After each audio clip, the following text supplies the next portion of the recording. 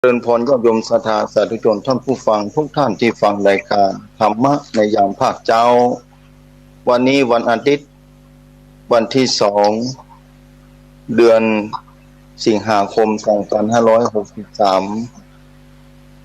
เวลาตี 5เป็นต้นไปรายการประกิณนักธรรมธรรมะจัดยอดดอยดำเนินรายการโดยเข้ากระผมอาตมาภาพพระวรรณชัยชยานันโทวัดพุทธศรีคีรีตำบลบ้านแปะอำเภอจอมทองจังหวัดเชียงใหม่ได้นำรายการนี้มาพบปะกันญาติโยมศรัทธาสาธุชนภาคเจ้าทุกวันอาทิตย์แต่วันนี้นั้นได้เข้ารายการเจ้ากว่าปกติท่านอาจารย์ธนครูอภิวัฒนวิกรมผู้อำนวยการสถานีวิทยุคลื่นสีเขาเพื่อชาวประชาได้บอกว่าคือเข้ารายการวันนี้ตั้งแต่ตี 5เป็นต้นไปเพราะฉะนั้นวันนี้วันอาทิตย์วันที่2 เดือนสิงหาคม2563ได้ปากันตั้งแต่เวลาตี 5จนถึง7 โมง2 ชั่วโมงเต็มมาพบปากันภาคเจ้าญาติโยมศรัทธาสาธุชนท่านผู้ฟังก่อนอื่นนั้นต้องขอขอบคุณเจ้าของสถานีทุกสถานีที่เกาะสัญญาณจากคลื่นสีขาวเพื่อชาวประชาดิ้งสัญญาณไปจากสถานีต่างๆเพื่อญาติโยมศรัทธาสาธุชนได้รับฟังในยามเช้าชีวิตเป็นของน้อยถูกชราและของหายลูกหลานอยู่ไม่แน่ญาติโยมศรัทธาสาธุชนท่านผู้ฟังที่ฟังรายการเราคงจะพิจารณาเข้าใจเป็นอย่างดีในการพบกันของพระเจ้าเพื่อองค์การธรรมะในดวงศรัทธาสาธุชนก็ต้องอาศัยเพียงจากสถานีต่างๆคิดว่าหลายพื้นที่ตอนนี้กำลังรับความครบถ้วนวิทยุฟังจากสถานีต่างๆที่ออกอากาศไปให้ศรัทธาสาธุชนไปสู่สถานีต่างๆหลายพื้นที่ญาติโยมศรัทธาสาธุชนผู้ฟังที่ฟังรายการอยู่ยามเช้าการเวลานี่ผ่านไปเลยแต่สถานตอนแรกนึกว่ามาถึงแต่5 วันติดอาทิตย์ที่แล้วนี่บัดนี้มาอุจากัน7 วันครั้งเดียวสถานมาปาการแถมแล้วอากาศญาติโยมศรัทธาสาธุชนหลายพื้นที่ที่ได้รับภัยพิบัติที่อื่นเพิ่นก็เจอภัยธรรมชาติน้ำท่วมพ่องยางสะปะยันพายุทอร์นาโดพ่องทำลายผู้คนทรัพย์สินสถานที่ต่างๆเสียหายบ้านเฮาบ่ใจอย่าอ่านแถมพบปะครับความโหดร้ายของฝนบ่ตกฟ้าบ่ฮ้องฟ้าฮ้องบ่ได้ฝนบ่ตกหลายพื้นที่บ่มีน้ำเนี่ยให้ไถนาปลูกตะกร้าไว้บ่ได้เหี่ยวแห้งเหี่ยวเฉาตายไปก็มีน่าหันใจเนาะยุคปัจจุบันนี้แต่ก่อนเพิ่นก็ดึงบอกว่าต่อไปนี่จะได้ขึ้นถึง5 ปี9 ปีหลังทีละน้อยทีละน้อยปีนี้จะขึ้นถึง5 ปีที่แล้วนะแล้วต่อปีหน้ามันจะขึ้นถึง5 ปีนี้ถ้าเป็นแบบนี้ก็อีกมันก็เนื้อศรัทธาสาธุชนท่านผู้ฟังเพราะฉะนั้นญาติโยมศรัทธาสาธุชนท่านผู้ฟังที่ฟังรายการภาคเจ้ายามเจ้าตั้งแต่ตี 5เป็นต้นไปล้วนแต่เป็นบุคคลที่มีวาสนามีบุญกุศลตื่นเช้าฟังธรรมะเพื่อกล่อมเกลาจิตใจเพื่อฟังธรรมะให้จิตใจชุ่มชื่นแจ่มใสญาติโยมศรัทธาฟังแต่เจ้าและบางคนตั้งแต่ตี 3ตั้งแต่ทำพระครูอภิวัฒนวิกรมว่าการแต่เจ้านะ2 ชั่วโมงเต็มๆจากนี้ไปก็ได้พบปะกับเข้ากับผมอาตมาภาพแทนไปจนถึง7 โมงเช้าญาติโยมศรัทธาสาธุชนเป็นปกติธรรมดาที่จริงช่วงนี้อาจจะเป็นวันของท่านพระครูวรธรรมนาถคงจะติดภาระธุระปาปังเนาะพระสงฆ์องค์พระเจ้าบรรพตบรรองค์ก็มีการมีงานมีธุระปาปังหลายประการสถานทุกคนก็มีงานมีหน้าที่ต้องทำการทำงานต้องมีหน้าที่ของพวกเก่าเพราะฉะนั้นญาติโยมศรัทธาสาธุชนท่านผู้ฟังที่ฟังรายการสถานีวิทยุนั้นบางคนก็ก้นไกลเอาหลักธรรมะจากครูบาอาจารย์มามาจามาพบปะเพื่อญาติโยมศรัทธาสาธุชนได้รับฟังธรรมะ แต่ละคนนั้นที่ฟังธรรมะก็มีความลำบากเนิ่นนะลำบากจากการทำมาหากินจากความเป็นอยู่ทุกสภาพอย่างที่เกิดขึ้นในโลกโลกนานาต่างๆแต่ในที่สุดญาติโยมศรัทธาสาธุชนท่านผู้ฟังล้วนแต่ที่มีเหตุการณ์เป็นเบื้องต้นคือเฮาสร้างไว้ทั้งนั้นทุกอย่างปัจจัยเหตุบังเอิญภายพ้องได้มาเจอพระรัตนตรัยยิ่งในโอกาสปัจจุบันนี้ญาติโยมศรัทธาสาธุชนท่านผู้ฟังทั้งหลายญาติโยมศรัทธาสาธุชนท่านผู้ฟังได้เกิดในยุคปัจจุบันนี้ก็นับว่ามีความเจริญรุ่งเรืองญาติโยมศรัทธาสาธุชนท่านผู้ฟังแต่ความเจริญทางวัตถุถึงวันนี้บางครั้งกับปาคือเฮาทุกข์ลำบากบางเตื้อกับปาเฮามีความสุขถ้าเอาใจความเจริญถูกต้องและดีงามถ้าใจความเจริญบ่ถูกต้องดีงามแล้วญาติโยมศรัทธาสาธุชนท่านผู้ฟังที่จริงชีวิตนี้ก็อาศัยปัจจัยทั้งสี่สถานนะอาศัยปัจจัยทั้งสี่อย่างน้อยก็ต้องมีเครื่องนุ่งห่มอาหาร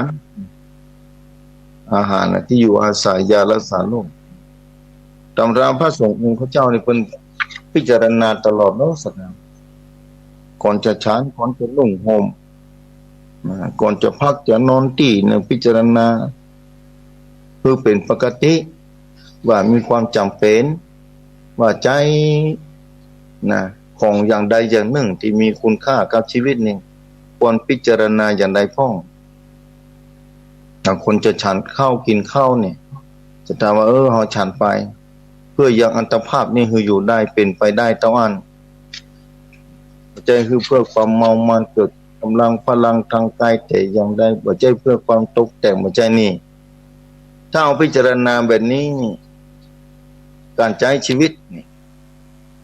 ของเรานั้นจะบรรเทาเบาบางลงไปหลายประการโดยเฉพาะการใช้จ่ายตรงวันนี้เศรษฐกิจความเป็นอยู่นี่ฟืดเครื่องสถานซบเซาหลายพื้นที่บางคนโทรมายิ่งราคาผลผลิตต่างๆนานาบ่มีละกุ้งราคาบ่มี ราคาที่จะต่อวิถีชีวิตความเป็นอยู่พัฒนาคุณภาพครอบครัวคุณภาพความเป็นอยู่ของตัวเก่าทำให้ได้รับความทุกข์เป็นอย่างยิ่งญาติโยมศรัทธาสาธุชนท่านผู้ฟังก็นั้นก็ตามศรัทธาสาธุชนท่านผู้ฟังทั้งหลายแต่ญาติโยมศรัทธาคงเข้าใจว่าชีวิตหนึ่งเฮาอาศัยปัจจัยสี่ตั้งแต่เครื่องนุ่งห่มก็ดีอาหารการกินที่อยู่อาศัยยารักษาโรคความจำเป็นของชีวิตมีเท่าอีความจำเป็นของชีวิตมีเท่าอี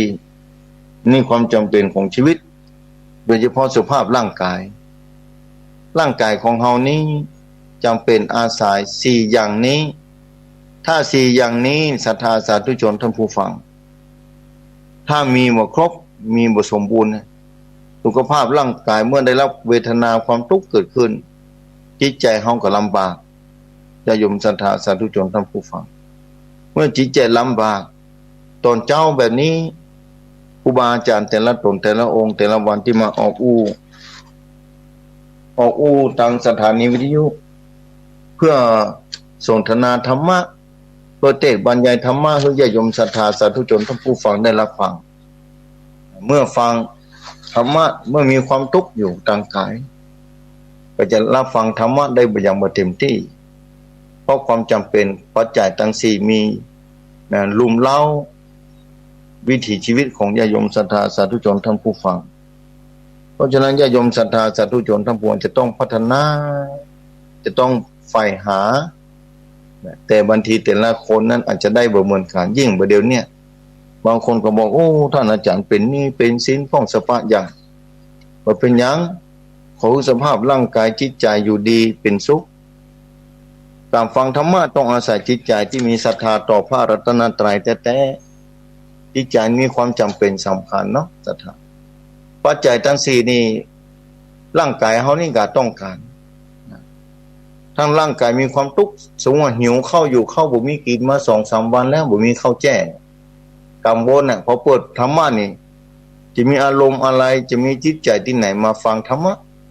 เพราะความทุกข์ทางกายลุมเล้าอันนี้อาหารนะทางกายมีความจำเป็นสถานนะที่อยู่อาศัยเนี่ยหลังคาหัวอยู่ฝนซ้ำมาตกจะเอาอย่างไปปิดนี่จะซ่อสังกะสีที่ไหนนี่จะซ่อใบตองที่ไหนมาปิดมานี่ที่หันกับเปียที่นี่กับเปียจะซ่อหาทรัพย์ที่ไหน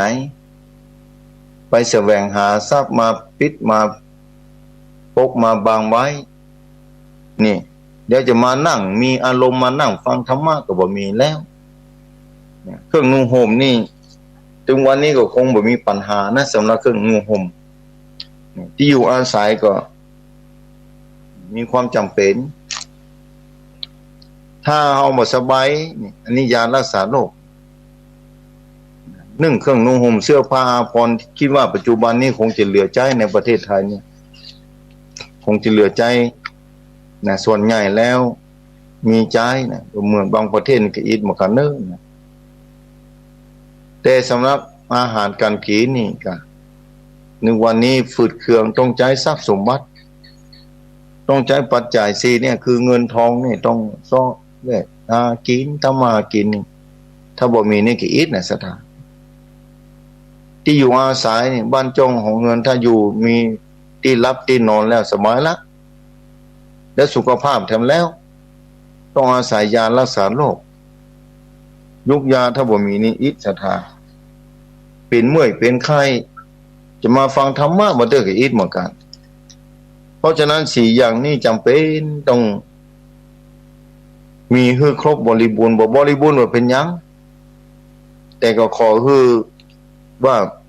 มีพออยู่พอนี้ได้เอาแล้วจะยมสถานนี่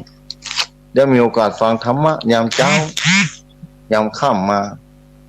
อันนี้ต้องอาศัยจิตใจอาหารตั้งใจที่บอกตั้งสี่นี้ความจำเป็นของร่างกายเมื่อเนื่องโดยการศรัทธาใจกับกายนี้อยู่โดยการศรัทธากายเป็นนายใจเป็นเบาเป็นว่าเนี่ยศรัทธาสาธุชนท่านผู้ฟังทั้งหลายใจเป็นนายกายเป็นเบาเป็นใต้เป็นคนใจนี่ของใจใจนี้เป็นหัวหน้าร่างกายนี้เป็นเครื่องใจเป็นลูกน้องของใจเป็นว่ามันเป็นอย่างอ่านแต่เพราะฉะนั้นถ้าลูกน้องบ่สบายเนี่ยจะทำงานให้เจ้านายก็บ่ได้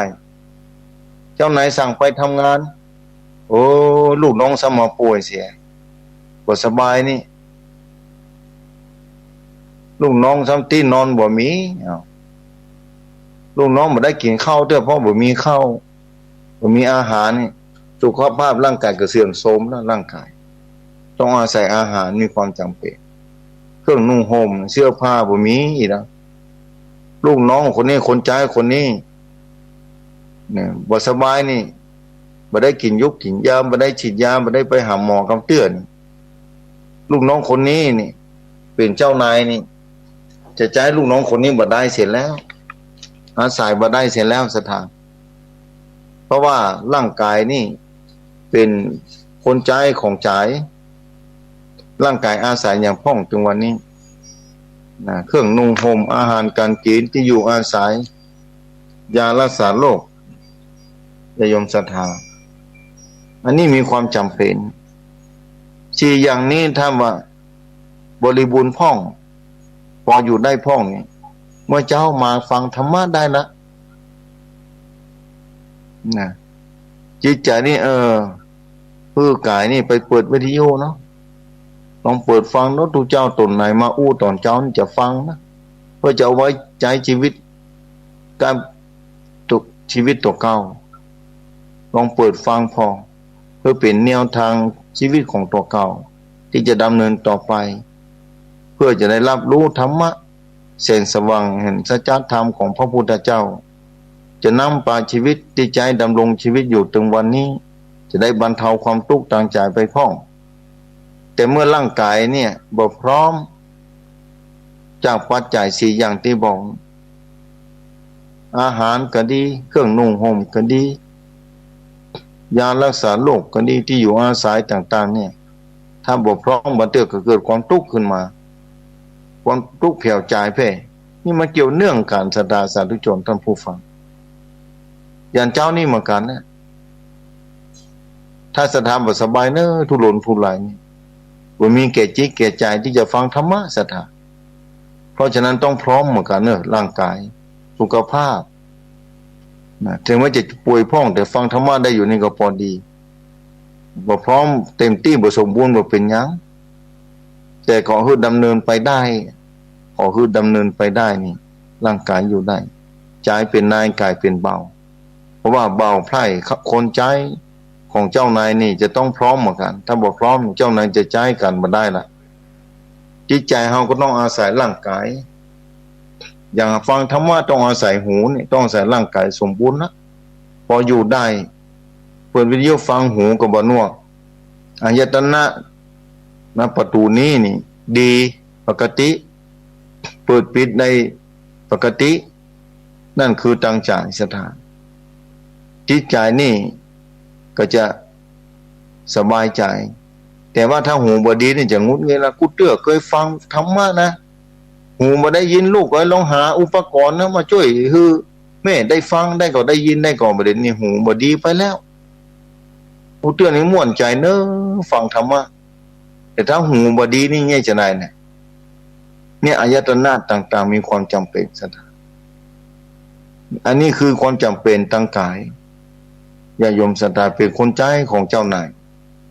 เจ้านายคือใจเจ้านายถ้าปรุงแต่งกึดอันยังมันจะสั่งกันนะเพื่อคนใจไปหันไปนี่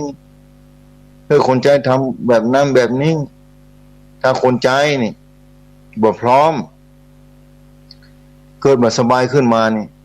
ยายุกยาก็บ่มีหมอก็อยู่ไกลเต้นนี่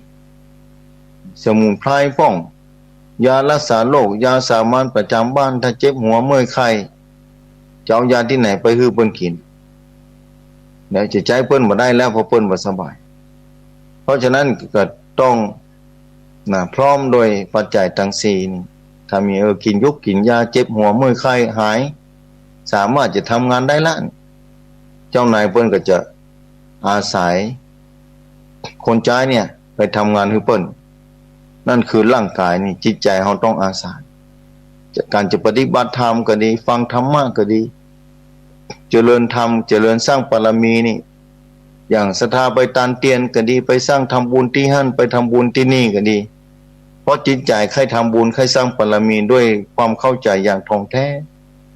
แต่เมื่อร่างกายไปบ่ได้นี่บางคนก็ยังใช้อยู่ได้อยู่ฝากเพิ่นไปทำบุญได้หูได้ยินว่าเพิ่นจะทำบุญที่หั่นที่นี่หูจากหูได้ยินจากหูก็เลยฝากคนอื่นไปแต่ถ้าบางคนต้องการไปด้วยตัวเก่าก็ยิ่งดีถ้าไปได้เนี่ยศรัทธาสาธุชนต้องอาศัยร่างกายเพราะฉะนั้นต้องทนุถนอมต้องดูแลร่างกายให้ดีๆได้รับใจเจ้านายคือถูกต้องดีงามเจ้านายนี่มีความจำเป็นแต่เจ้านายนี่ถ้าเจ้านายบ่ถูกนี่อันตรายเหมือนกันนะเจ้านายนี่สำคัญเหมือนกันนะเจ้านายถ้าเจ้านายนี่บ่มีศีลบ่มีธรรมเจ้านายนี่บ่ได้เข้าใจศีลเข้าใจธรรมะจะใจลูกน้องคนใจไปเลยไปเถิดนี่อันตรายเหมือนกันถ้าเกิดว่าเจ้านายจิตใจคนเฮานี่บ่มีปัญญาแสงสว่างความรู้ความเข้าใจกำกับเจ้านายคนนี้จะใจคือไปกินไปเลยไปเถิดกินเหล้ามองยากินยาเสพติดนี่คนใจก็จำเป็นเจ้านายสั่งเอาไปกินนั่นเอาไปกินนี่เดี๋ยวในที่สุดสุขภาพร่างกายเสื่อมโทรมไปทำแล้วอย่ายอมศรัทธาขึ้นพอแล้วอันนั้นจะไปกินนะเนี่ยมันบ่ดีเนี่ยเพิ่นบอกแต่ใจนี่มันเอาชนะใจมันเพราะฉะนั้นใจนี่มีความจำเป็นอย่างยิ่งที่จะต้องเข้าใจดูแลร่างกายให้ดีแต่จะได้ใจร่างกายคนใจเนี่ย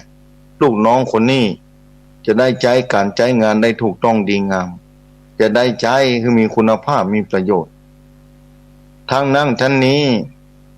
ทั้งนั้นทั้งนี้ขึ้นอยู่กับจิตใจของคนเฮานั่นคือเจ้านายนี่แหละจะใช้ลูกน้องมันได้นี่ต้องอาศัยลูกน้องนี่แต่เจ้านายก็ต้องใจดีเจ้านายจะต้องมีปัญญาจะต้องมีความรู้ความเข้าใจเพื่อจะได้ใจลูกน้องคนใจนี่คือมีประโยชน์อย่างยิ่งเพื่อนว่านะใจเป็นนายกายเป็นเบากายเป็นเบาพล่ายเป็นคนใจคือเจ้าพญาเจ้าเมืองแบบนี้เป็นต้นสถานเพราะฉะนั้นเจ้านายนี่คือใจนี่จะต้องดูแลให้ดีๆเอาธรรมะคำสอนประทีปธรรมของพระสัมมาสัมพุทธเจ้าเข้ามาในห้วงหัวใจถ้าใจดีใจงามใจจุ่มใจบานแล้วนะอำนวยคือลูกน้องมีความสุขมีความสบายไปในตัวตนตราบใดถ้าเจ้านายบ่มีศีลบ่มีธรรมนี่ลูกน้องก็พลอยลำบากไปตัวเองผู้นำนี่มีความจำเป็นสาธุชนท่านผู้ฟังถ้าผู้นำนี้บ่มีศีลบ่มีธรรมบ่ดำเนินนะวิถีชีวิตไปตามคันลองของธรรมแล้วคนผู้ใต้บังคับบัญชากับอีกน่ะลำบากเพราะฉะนั้นต้องมาฝึกผู้นำต้องฝึกเพราะฉะนั้นเฮาศรัทธาเจ้าข้าญาติโยมศรัทธาสาธุชนทุกคนทุกท่านที่ฟังรายการธรรมะเราก็ต้องคอยมาฝึกจิตใจของเฮานี่แหละอย่างตอนเจ้าเปิดธรรมะฟังนี่เพื่อจะต้องการให้ซึมซับหลักธรรมะคำสอน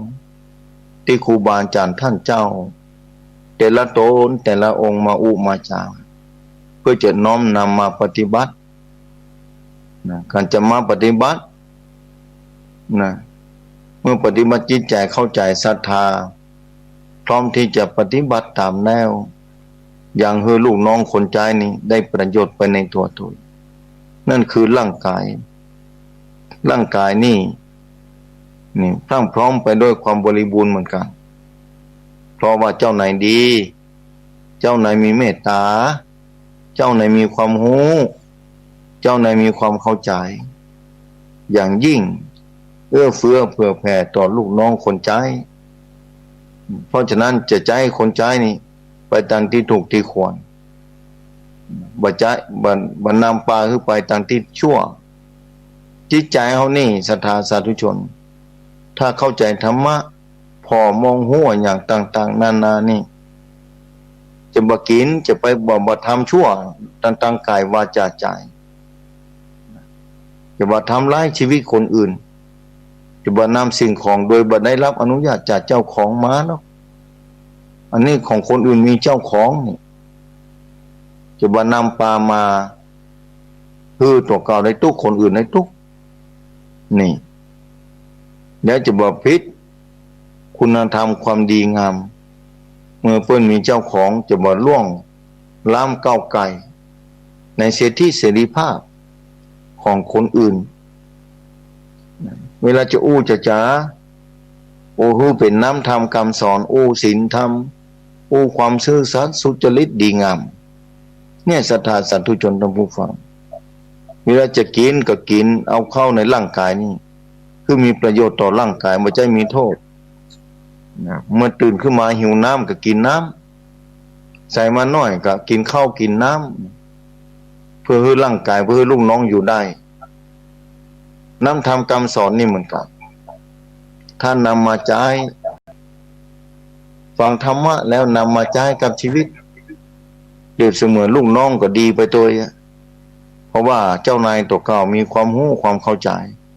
มีศีลมีธรรมนี่จิตใจเขานี่ได้ฝึกฝนแบบนี้เมื่อเจ้าเมื่อค่ำวันศีลวันธรรมมาเข้าวัดฟังธรรมไปทำบุญใส่บาตรไปสมาทานศีลมารักษาศีลสักวันสองวันก็ยังดีจุ่มเย็นเป็นสุขไปนี่ญาติโยมศรัทธาสาธุชนท่านผู้ฟังจิตใจนี่เป็นหัวหน้า นะจิตใจนี่เป็นผู้น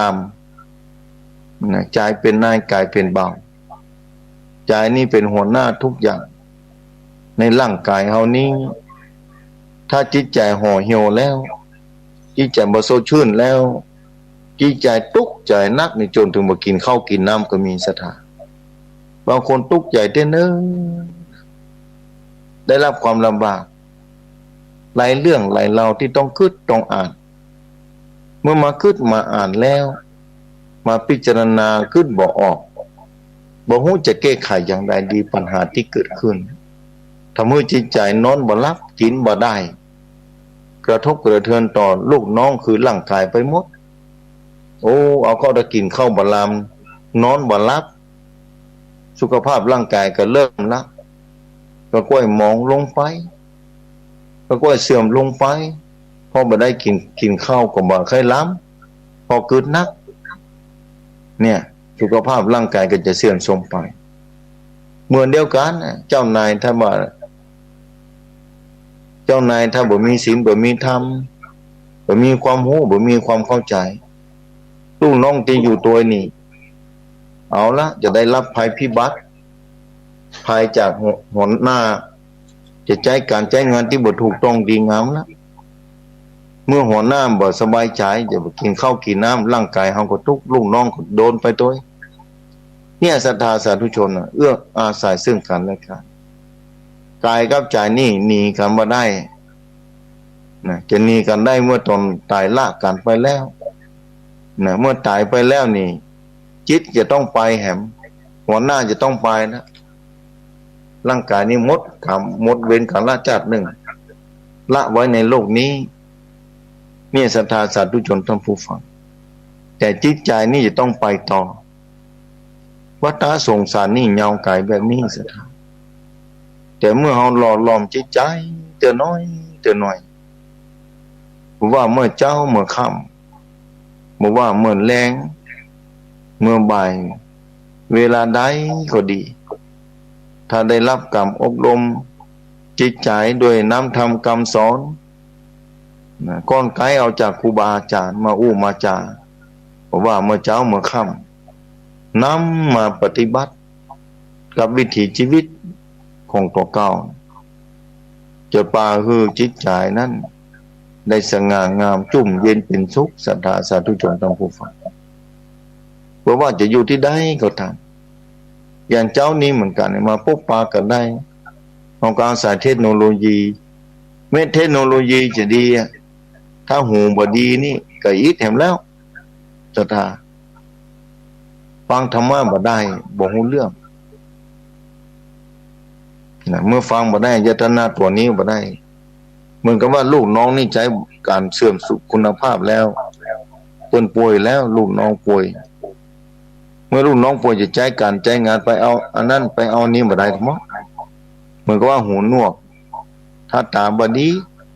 นี่อายตนะเสียหายฉันฟังธรรมะก็ฟังบ่ได้ล่ะศรัทธาเพราะฉะนั้นดูแลให้ดีๆนะลูกน้องร่างกายเอาให้ต้องดูแลดีๆศรัทธาสาธุชนทั้งผู้ฟังถ้าดูแลบ่ดีนี่โอ้ใจกันบ่ได้แล้วบ่ความทุกข์ก็จะต้วยมาเจ้านายก็จะอิดน่ะเพราะทำการทำงานต้องอาศัยลูกน้องคนใจนั่นคือร่างกายนี่แหละศรัทธาสาธุชนทั้งผู้ฟัง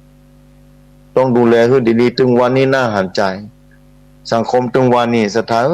น่าหันใจแท้ๆเดี๋ยวนี้ที่ฟังธรรมะส่วนใหญ่จะเป็นคนเฒ่าคนแก่ที่มีวาสนาบารมีที่สามารถฟังธรรมะเข้าใจได้น้ำมาน้อมจิตน้อมใจเพื่อได้รับฟังธรรมะยามเช้ายามค่ำส่วนใหญ่จะเป็นคนเฒ่าเท่านั้นเป็นส่วนใหญ่ที่ฟังธรรมะก็สามารถจะนำเอามาก้อนไกลมาใจกับชีวิตประจำวันแต่ถ้าว่าหล่อเด็ดหล่ออ่อนฟังก็จะจะดีขึ้นมานักถึงวันนี้พอแบบนี้แหละสังคมวุ่นวายเนี่ยนี่ฟังธรรมะนำเอาน้ำธรรมกรรมสอนมาประพฤติปฏิบัติกับตัวเก่าแต่สังคมตรงวันนี้เอาสิ่งที่ไม่ดีเข้าสู่ร่างกายยิ่งละเด็ดละอ่อนสังคมตรงวันนี้ ยาเสพติดสารพัดอย่างกระจายไปทั่วแผ่นดินนี่ถึงวันนี้เนี่ยเพิ่นว่าถ้าบ่มีปัญญานี่เจ้านายถ้าบ่มีปัญญานี่ลูกน้องเสียหายนะเจ้านายคือจิตใจนี่ถ้าบ่มีความรู้ความเข้าใจบ่มีสติบ่มีปัญญาอย่ายอมศรัทธาขึ้นพอเนาะนำสิ่งที่บ่ดีเข้าสู่ร่างกายนั่นคือเหมือนเจ้านายนี่นะบ่ฮู้เรื่องบ่ฮู้ราวบ่มีปัญญาบ่มีความรู้นะเอาสิ่งบ่ดีให้ลูกน้องไปใจลูกน้องก็เสียหายนั่นคือร่างกายได้รับความทุกข์กินเหล้านักลำไปกินยาเสพติดสิ่งที่บ่ดีเอาเข้ามาในร่างกา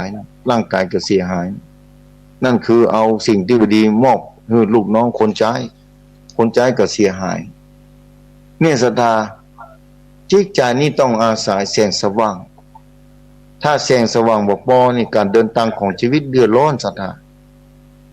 แสงสว่างชีวิตนี่มีความจำเป็นศรัทธาเวลาจะไปไหนมาไหนนี่อย่างที่เคยบอกว่าไปเมื่อคืนนี่มันลำบากต้องอาศัยแสงสว่างอย่างที่ปากันไปตามเตียนนี่เป็นต้นเพื่อขอให้เป็นบุญเป็นกุศลไปทางหน้าเพื่อเป็นภรวะปัจจัยปรากฏแสงสว่างส่องนำทางไปทางหน้าจะได้ปลอดภัยอันนี้เป็นหลุมเป็นบ่ออันนี้ต่อไม้ เวลาจะเดินทางก็จะได้ลบจะได้หลีกจะได้ซ่อช่องทางที่ปลอดภัยถนนที่บ่เป็นหลุมบ่เป็นบ่อการเดินทางก็จะได้สะดวกชีวิตเฮาเมืองการเกิดมานึ่งชาติบ่ใช่ของง่ายแต่น่าสงสารเยาวชนเด็กอ่อนถึงวันนี้ผู้พื้นที่บ่ว่าที่ไหนถึงวันนี้ละงมไปด้วยสิ่งบ่ดีบ่ดะต่างๆนั้นแต่อาศัยว่าจิตใจของเด็กละอ่อนของผู้รับผู้ใหญ่บางคนผู้คนนะถ้าบ่เข้าใจชีวิตถ้าบ่มีปัญญาพอในจิตใจนี่ถ้าบ่เข้าใจถ้าบ่ฮู้อันนี้บางทีฮู้อยู่ฮู้เปลือกนี่เอาชนะใจบ่ได้นี่โอ้สังคมนี่ละงมไปด้วยกันผัวเมียครอบครัวก็แตกแยกกันเดือดร้อนอยู่บ่ได้บางคนลากกันไปกับเมียโอ้บ่ได้อยู่ด้วยบ่ได้ละ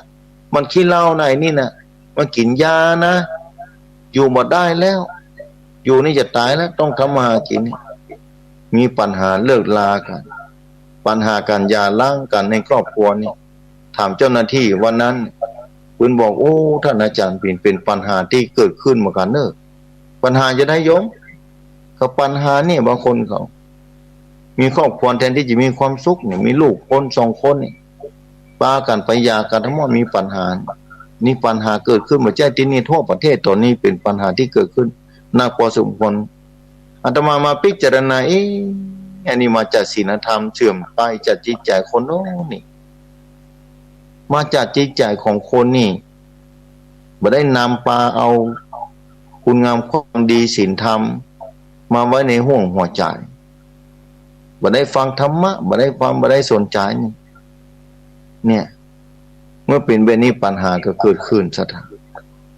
หลายเรื่องหลายราวที่เกิดขึ้นเนี่ยจิตใจนี่สำคัญแท้ๆซะทั้งพอคือนำแสงธรรมนำปาชีวิตตกเก่าไปในชาตินี้คือรอดจนถึงเวลาสุดท้ายของร่างกายเถอะพอนำแสงธรรมของพระสัมมานั่นคือความรู้ความเข้าใจตั้งศีลตั้งธรรมเพื่อจะนำปาชีวิตตกเก่าคือรอดปลอดภัยจูจอดรอดถึงสุดท้ายของลมหายใจแต่จิตใจดวงนี้จะต้องเดินทางต่อไปทางหน้าแท้พบน้อยพบใหญ่31ภพภูมิที่ว่าเพิ่นฮ้องว่าวัฏฏะสงสารนั้นบ่ฮู้จะไปที่ไหนเตื้อบางคนอาจจะต้องเดินทางไปไกลใจชีวิตอันยาวไกลแม้ร่างกายจะต้องเป็นต้นไม้ที่มดนะความเคลื่อนไหวแล้วมันคือต้นไม้แบบนั้นนั่นคือคนที่ต้องตายจากโลกนี้ไปแล้วแต่ดวงจิตดวงหนึ่งนั้น ยังบ่ได้พักผ่อนบ่ได้อยู่กับที่เตือจะต้องหาที่อยู่ใหม่เหมือนกับว่าบ้านหลังนึงนี่มันพังไปแล้วพังไปแล้วจะต้องหาบ้านใหม่ใจเขาเหมือนกันคนที่ตายไปแล้วร่างกายบ่ไหวแล้วนี่ต้องหาที่อยู่ใหม่สถานต้องซ้อหาที่อยู่ใหม่นี่มีความจำเป็นเพราะฉะนั้นจะต้องเตรียมไว้เนี่ยจะต้องเตรียมไว้เนี่ยต้องไปหาที่อยู่ใหม่อันนี้คือวัฏฏะสงสารบ่มีที่สิ้นสุดถ้าคนเฮาตายจากโลกนี้ไปแล้วนึกว่าจบแล้วบางคนโอ้บ่ต้องสนอะไรอย่างละท่านเอ้ยตายแล้วก็ตายนะคือตายนะจบแล้วบ่มีอย่างละกินก็กินจันนี้ทำอย่างจันนี้จันน่าจะมีอยู่ว่าบางคนบ่มีแล้วก็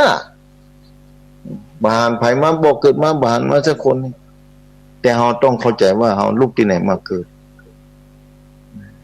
อยู่ที่ไหนมาเกิดแล้วดำเนินวิถีชีวิตนี่ถูกต้องดีงามอย่างใดพ้องตายแล้วจะไปที่ไหนจะไปอย่างใดอันอย่างมีที่พึ่งดีละกันที่พึ่งของเขาคนเฮาน่ะทำไว้ดีละกันศรัทธาสาธุชนท่านผู้ฟังเพราะฉะนั้นชีวิตหลังความตายอย่างฟังเป็นประจำมีความจำเป็นอย่างยิ่งเนี่ยสังคมตรงวันนี้น่าหันใจตรงวันนี้คนเกิดน้อยลงไปคนตายหนักขึ้นประชากรลดนะศรัทธาถึงวันนี้นะประชากรลดโรงเรียนบันตี้นี่ยุบไปเป็นที่ครูบันเตอร์ก็หนักใจเจ้เนอมีนักเรียนมาพิจารณาประชากรถ้าจะเหลือน้อยลงไปเนี่ยญาโยมศรัทธาสาธุชนท่านผู้ฟังธรรมะมีความจำเป็นต่อชีวิตประจำวันอย่างยิ่งถึงวันนี้ถ้าคนเข้าใจชีวิตสังคมจะดีขึ้นนะมาจากจิตใจของคนเฮานี่แหละผู้นำนั่นคือจิตใจเป็นหัวหน้าของลูกน้องหัวหน้าบริษัทก็ดีพ่อแม่เป็นผู้นำของลูกเป็นผู้นำของครอบครัวหมู่บ้านมีพ่อหลวงแม่หลวงบ้านพ่อหลวงบ้านตำบลก็มีกำนันถึงอำเภอก็มีผู้ในอำเภอมีผู้ว่าราชการจังหวัดก็มีนายกรัฐมนตรีมีผู้นำประเทศต้องปกครองประเทศแว่นแคว้นเนี่ยศรัทธาสาธุชนท่านผู้ฟังนี่มันจำเป็นถ้าผู้นำมีวิถีชีวิตที่ประกอบด้วยศีลธรรมเหมือนว่าจิตใจมนุษย์คนเฮานี่แหละถ้ามีศีลมีธรรมแล้วถ้าเข้าใจนี่จิตใจจะอ่อนน้อมถ่อมตนมีความเข้าใจชีวิตอย่างถูกต้องดีงามร่างกายสุขภาพร่างกายก็จะดีไปโดยลูกน้องก็จะได้ทำงานที่ถูกต้องดีงามไปโดยนั่นคือร่างกายเกี่ยวเนื่องกันดึงออกจากกันบ่ได้สถานประเทศชาติเหมือนกันบ้านเมืองถ้ามีผู้นำบ่ถูกต้องบ่ดีงามมันก็อิดมันก็ลำบากเกี่ยวข้องกันไปหมดนะเกี่ยวข้องกันไปหมดการจะพัฒนาคุณภาพประเทศชาติคนอยู่กันสังคมหลายต้องประกอบด้วยคุณธรรมเมตตาธรรมศีลธรรมจะต้องประกอบจะต้องเป็นองค์ประกอบของความเป็นอยู่ในสังคมนั้นๆในสังคมนั้นๆถ้าขาดคุณธรรมขาดความเมตตาขาดความซื่อสัตย์ขาดความรู้ความเข้าใจในการดำเนินชีวิตญาติโยมศรัทธาลองคิดพอเถอะอันยังจะเกิดขึ้นเอาง่ายๆว่าถ้าจิตใจเฮาบ่มีปัญญานี่จิตใจบ่เข้าใจเรื่องปัญญาคือความรู้การเดินทางไปตามหน้านี่เป็นหลุมเป็นบ่อบ่ฮู้อันนี้คือหลุมอันนี้เป็นบ่ออันนี้เป็นต่อไม้ เดี๋ยวก็ไปจนต่อไม้เดี๋ยวก็ไปแข่งก็ไปตกมงตกหลุมหกล้มลงไปแถมต้องลุกขึ้นมาก็เจ็บแข้งเจ็บขาลำบากชีวิตคนเฮาเหมือนกันนะถ้ามาเข้าใจธรรมะถ้าบ่มีธรรมะด้วยศีลด้วยธรรมบ่รักษาศีลบ่รักษาธรรมนี่จะทาขึ้นพอทั้งอันอย่างจะเกิดขึ้นถ้าทุกคนบ่รักษาบ่ปฏิบัติศีลธรรมสังคมก็วุ่นวายสับสนหมดบัดนี้สังคมเดียวลงข่าววิ่งราววิ่งชิงทรัพย์สมบัติโกงกันพ่องยางพ่องสะปะอย่างมาจากคุณธรรมต่างๆศีลธรรมแสงสว่างความรู้ความเข้าใจที่จะเดินไปตามหน้าจะเตียวไปตามหน้ามันได้ประกอบไปด้วยศีลธรรมบ่มีความเข้าใจใจชีวิตอย่างถูกต้องและดีงามสังคมก็วุ่นวายชีวิตครอบครัวก็วุ่นวายศรัทธาเอาเถอะถ้าคนไหนมีศีลมีธรรมมีความรู้ความเข้าใจความรู้มาจากที่ไหนถ้าถามความรู้ลูกที่ไหนมาท่านอาจารย์ความรู้อยู่ตรงใดที่ไหนจะไปเอาได้จะได้เนี่ยศรัทธาสาธุชนท่านผู้ฟังความรู้ความเข้าใจมีความจำเป็นของชีวิตอย่างยิ่งถ้าใจชีวิตถูกต้องดีงามนี่ความสุขจะต้องเกิดขึ้นภายในชีวิตของตัวเก่าในครอบครัวเป็นพ่อเป็นแม่คนก็ตามญาติโยมศรัทธาสาธุชนกึศเอาเติบความรู้ความเข้าใจที่ถูกต้องนี่ย่อมจะใช้ชีวิตอย่างถูกต้องและดีงามสิ่งที่บ่ดีจะบ่ทำลงไปจะพยายามทำแต่สิ่งที่ดีๆเมื่อเราทำสิ่งที่ดีๆแล้วความดีก็จะเกิดขึ้นนั่นคือความสุขกายสุขใจก็ได้เกิดขึ้นจากการกระทำกายวาจาใจที่ดีที่ถูกต้องและดีงามญาติโยมศรัทธาสาธุชนท่านผู้ฟังลองคิดเอาพิจารณาไปเถอะแต่ละวันของเฮานี้พยายามฟังเฝ้าทำไปเท่าที่ถูกต้องและดีงามได้ถึงวันนี้สังคมนี่น่าเป็นห่วงอย่างที่บอกวุ่นวายสับสนหมดถึงวันนี้โอ้ประเด็นนี้โอ้มีการชุมนุมกันเป็นที่ก็น่าหันใจสถานพอความลำบากยากแค้นทางร่างกายเพราะว่าจิตใจคือหัวหน้าอันนี้ญาติโยมศรัทธาสาธุชนท่านผู้ฟังพยายามปฏิบัติธรรมไปเถอะดูแลในจิตใจคือถูกต้องดีงามนี่เมื่อเราดูแลจิตใจถูกต้องดีงามแล้ว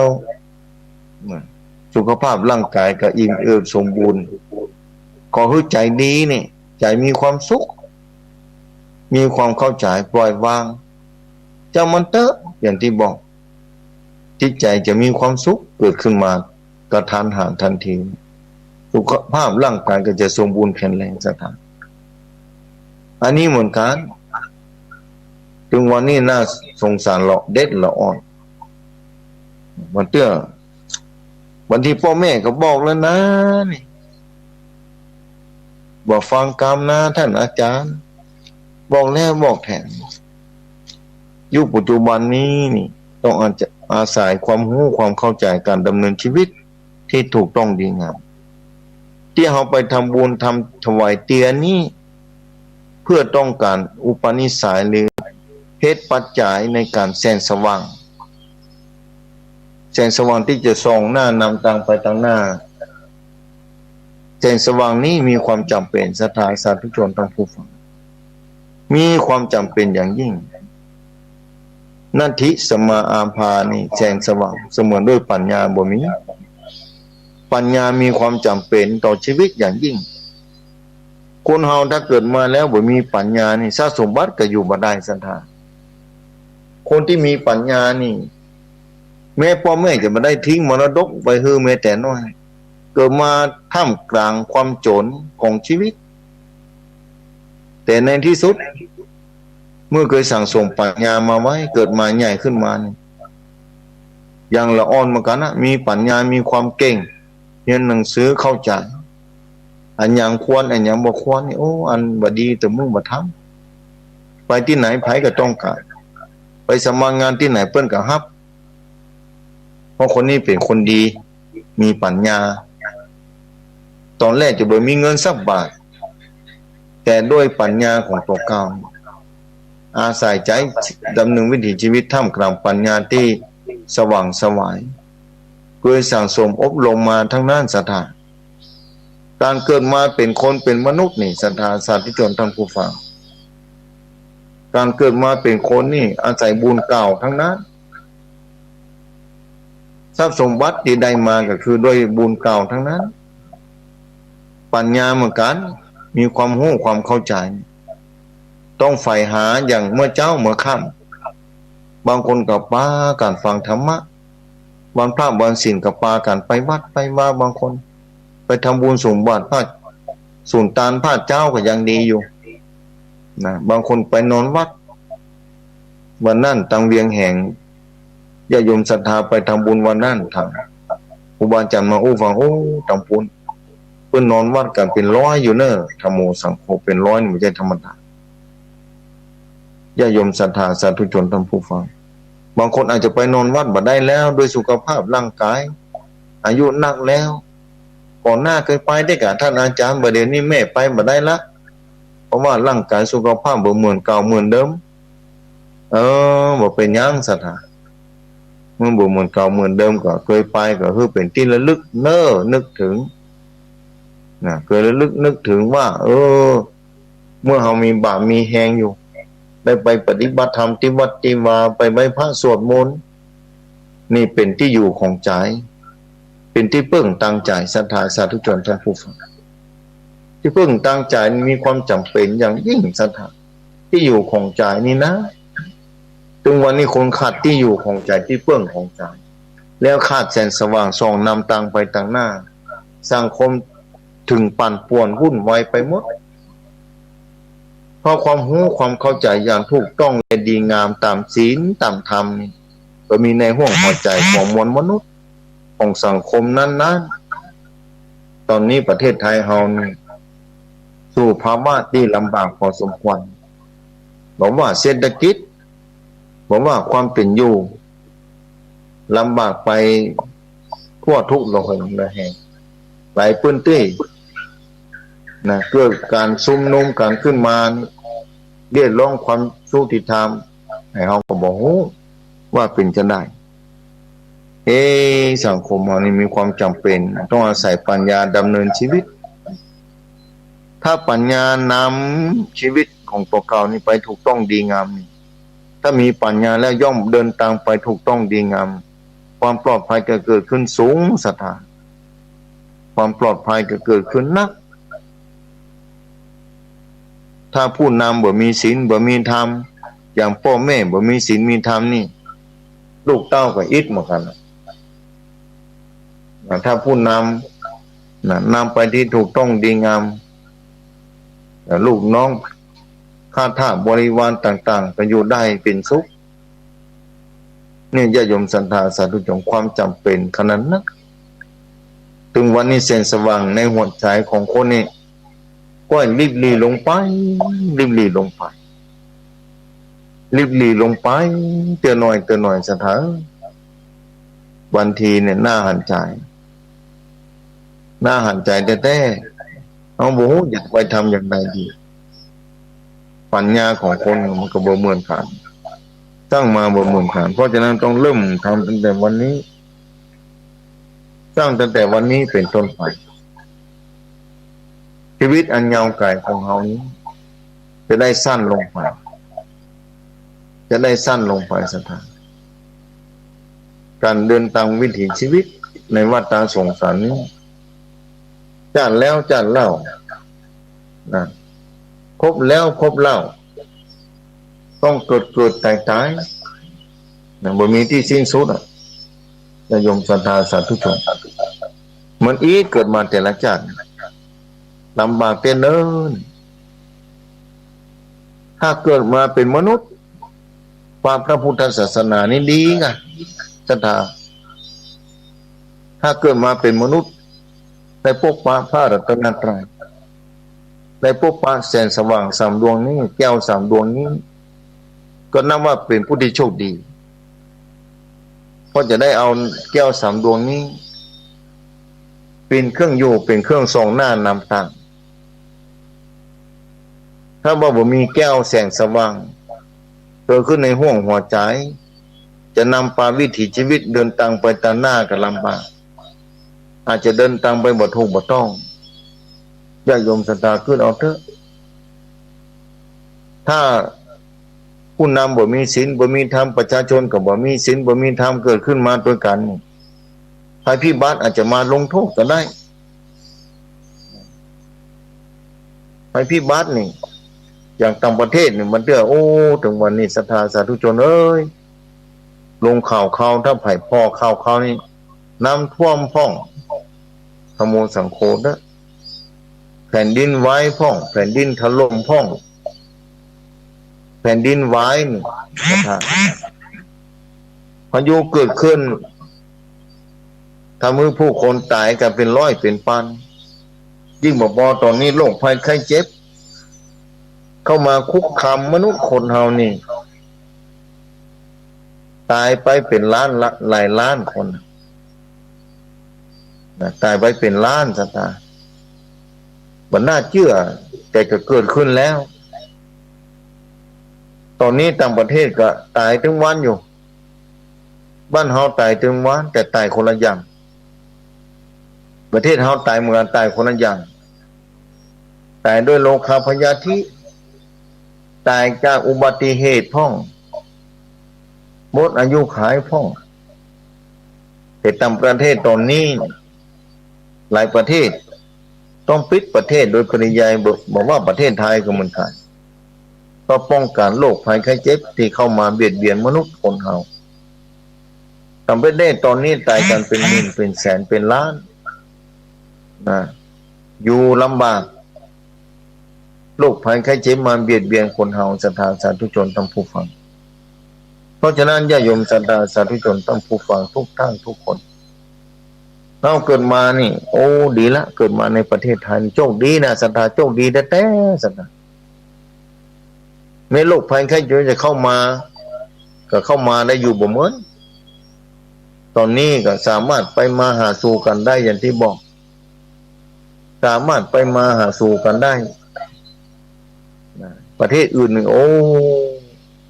ตอนนี้ตายกันเป็นแถวเป็นแนวโอ้น่าหันใจเนาะความตายมาละเว้นภายเลยอย่างน้อยที่สุดก่อนความตายจะมาหาเฮาสถานเราต้องฟังเฝ้าเก็บเกี่ยวเอาความดีของชีวิตที่ได้เกิดมาจากหนึ่งที่ได้เกิดมาจากหนึ่งฟังเฝ้าทำความดีไปฟังเฝ้าแต่เก็บเกี่ยวเอาความดีเพื่อจะต่อทุนไปทางหน้าถ้าละสังขารร่างกายแล้วจิตดวงหนึ่งนั้นมันได้ยุติลงไปจะต้องไปหาภพใหม่ภูมิใหม่ถ้าได้เกิดอยู่ในสวรรค์จันทร์ฟ้า6จันทร์ก็ยังดีเนาะจันทร์ใดจันทร์หนึ่งตั้งแต่จันทร์จตุมหาราชิกาจตุมหาราชิกาแล้วก็ดวดึงสายามาจันยามาจันดุสิตาจันดุสิตนี่เป็นของโพธิสัตว์เจ้าทั้งนั้นไปอยู่ที่นั่นถ้าโพธิสัตว์เจ้าที่สร้างบารมีจันดุสิตและจันนิมานารตีปรนิมานารตีนี่6จันทร์พออธิษฐานเอาเนื้อศรัทธาไปพักผ่อนเมื่อนะถ้าได้จันทร์ใดจันทร์หนึ่งบนสวรรค์จันทร์ฟ้ามันต้องไปล้อคนมาตานขันเข้าศรัทธาเดือน12เป็นที่จะมาถึงนี่เดือนหน้านี่เป็นเดือน12เป็นนะบางคนก็ต้องรอถ้าตายไปแล้วกลายเป็นวิญญาณที่เล่ร่อนกลายเป็นวิญญาณที่ลำบากยากแค้นต้องรอส่งบุญส่งกุศลกลายเป็นเปรตรอเอาบุญเอากุศลนี่ลำบากเต้นเนอสัตว์เมื่อใดลูกเต้าหลานเหลนจะมาตานถ้าลูกเต้าหลานเหลนตายไปหมดแล้วภายเล่าจะมาตานคือเฮาศรัทธาสาธุชนลองคิดพอเนาะญาติพี่น้องจะคิดถึงหาเฮาก่อจ้านี่ พื่อนสนิทมิตรสหายที่เคยอยู่ร่วมโลกด้วยกันเคยทำมาหากินด้วยกันเพื่อนจะอุทิศบุญกุศลให้เราก่อถ้าเราตกทุกข์ต้องได้ยากวิญญาณเราตัดตายจากโลกนี้กลายเป็นวิญญาณที่บ่มีที่อยู่ที่อาศัยบ่ได้ไปบนสวรรค์ชั้นฟ้าบ่ได้มาเป็นมนุษย์เตื้อต้องได้รับทุกขเวทนาลำบากอย่างยิ่งชีวิตหลังความตายแต่ถ้าเมื่อเราได้ทำไว้กับตัวเก่าคือต้านรักษาศีลภาวนาบ่ต้องเป็นห่วงศรัทธาอย่างที่เคยบอกเป็นประจำอยู่มันนึกบุญกุศลที่ตัวเก่าได้ทำไว้สิ่งที่ดีงามเนี่ยอันเนี้ยชีวิตหลังความตายมีความจำเป็นบ่ต้องรอให้ไผมาต้านกันเข้าเมื่อเราไปเกิดเป็นเทวดาแล้วลูกเต้าต้านกันเข้าจะเสียเวลาว่าถ้าอาจารย์วรรณนิยมโทรถามมาเขาบอกว่าบ่เสียเวลาเนาะเมื่อไปเกิดเป็นเทวดาแล้วนี่ลูกหลานต้านกันเข้าอย่าเสียบ่เสียเวลาเพราะเพิ่นทำตามหน้าที่คุณธรรมของเพิ่นมีในหัวใจคือต้องหาพ่อแม่แต่บุญนั้นตัวเก่าเพิ่งก็ได้ห้ามอยู่ดีนะอุปาเจตนาเกิดขึ้นจากการฮืดตานรักษาศีลภาวนาศรัทธาสาธุชนท่านผู้ฟังญาติโยมศรัทธาสาธุชนทุกคนทุกท่านที่ฟังรายการวิทยุไปฟังธรรมะจากครูบาอาจารย์พระสงฆ์องค์เนรเทศธรรมมรดกธรรมกำเมืองก็ดีธรรมะบรรยายก็ดีอันนั้นเป็นโอกาสของเฮาศรัทธาสาธุชนท่านผู้ฟังเป็นบุญเป็นวาสนาอย่างดีแล้วทุกอย่างเราก็ก้อนไกลเอาทำสร้างไว้เป็นอย่างดีเพราะฉะนั้นชีวิตหลังความตายไม่ต้องเป็นห่วงว่าจะไปที่ไหนกำหนดนึกถึงบุญที่ตัวเก่าได้ทำไว้จะได้เดินตามไปที่ดีงามถูกต้องในศรัทธาเนาะกันญาติโยมศรัทธาเนี่ยได้ชั่วโมงหนึ่งแล้วเนอะศรัทธาเนาะได้1 ชั่วโมงเต็มๆบางคนอาจจะใครโทรถามมีปัญหาบางคนอาจจะโทรถามธรรมะถ้าหูก็จะตอบคือฟังถ้าหูก็จะแก้ไขจะขันน็อตออกมาเพื่อเปิดประตูเข้าไปสู่แสงสว่างของพระธรรมคำสอนของพระสัมมาสัมพุทธเจ้าแต่ส่วนใหญ่แล้วสงสัยน้อยลงไปถึงวันนี้ออกอากาศญาติโยมศรัทธาถ้าฟังเก่าแล้วบางคนก็เข้าใจในการประพฤติปฏิบัติวิถีชีวิตประจำวันของตัวเก่าเป็นอย่างดีน่าทัศนาน่าชมน่าพอน่าเอาอย่างน่าเข้าไปอยู่ใกล้ไปศึกษาไปไต่ไปถามอีเป็นต้นผู้ที่ประพฤติปฏิบัติกายวาจาใจคือดีถูกต้องดีงามบางคนสามารถยิ้มแย้มแจ่มใสท่ามกลางความทุกข์ที่เกิดขึ้นได้เพราะเพิ่นมีแสงสว่างแห่งธรรมะภายในหัวใจนี่ญาติโยมศรัทธาสาธุชนท่านผู้ฟังที่ฟังธรรมะยามเจ้านี่เดี๋ยวจะเปิดสายให้ญาติโยมศรัทธาโทรเข้ามาพูดจากันสั้นเล็กหน่อยนะเดี๋ยวช่วงสุดท้ายเนาะตอนนี้ธรรมะไปกับญาติโยมศรัทธาเดี๋ยวประกาศข่าวสารงานบุญเนาะศรัทธาเนาะข่าวสารงานบุญเนี่ยมีเป็นประจำอยู่แล้วศรัทธาแต่ละที่แต่ละแห่งเพราะทุกคนเกิดมาสร้างบารมีทุกคนเกิดมาปฏิบัติตามหน้าที่ทุกคนเกิดมาเพื่อทานศีลภาวนาอันใดพ้องที่ควรเปิงควรทำควรเนี้ยเปิงควรที่จะประพฤติปฏิบัติเพราะฉะนั้นญาติโยมศรัทธาสาธุชนท่านผู้ฟังอันไหนที่เปิงที่ควรก็ทำไปเนาะสร้างไปเถอะอันยังจะเต้าในการทำความดีบ่มีแล้วนะทำความดีไปเถอะขึ้นชื่อว่าดีนี้มีค่ามหาศาลขึ้นชื่อว่าดีนี้มีค่ามหาศาลต้องทำโดยตัวเก่าญาติโยมศรัทธาสาธุชนท่านผู้ฟังสร้างบารมีไว้คือกับตัวเก่านั่นแหละใครทำเพื่อเฮาบ่ได้หรอกต้องตัวเก่าต้องอันที่จะทำได้เวลาก็หมดไปถึงวัน อย่างที่บอกเป็นประจำชีวิตเป็นของน้อยถูกชราและความตายลุกหลานอยู่เงียบๆธรรมะแสงประทีปส่องนำตามมีความจำเป็นต่อชีวิตอย่างยิ่งญาติโยมศรัทธาสาธุชนท่านผู้ฟังที่ฟังรายการวิทยุเป็นน่าอนุโมทนาเนอะแล้วก็ต้องขอขอบคุณเจ้าของสถานีด้วยเนอะเจ้าของสถานีทุกสถานีนี่มีกล้ามาสารมากจิตใจของเจ้าของสถานีนั้นประเสริฐเลิศล้ำน่ายกย่องน่าสรรเสริญ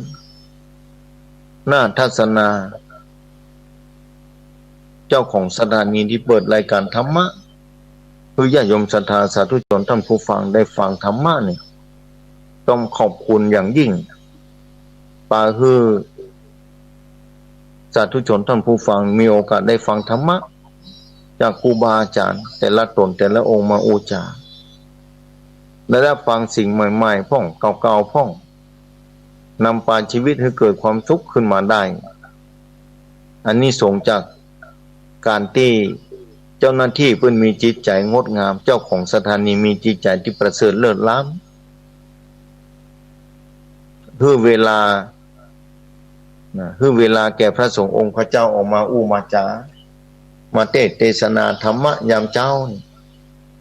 เจ้าของสถานีแต่ละสถานีไม่ใช่ธรรมดา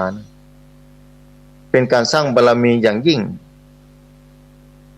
เป็นการสร้างปัญญาบารมีด้วยนะญาติโยมศรัทธาสาธุชนทั้งปวงเพราะว่าปัญญาความรู้ทางธรรมะที่ครูบาอาจารย์ท่านเจ้าพระสงฆ์องค์เนรออกมาอู้มาจามาเทศ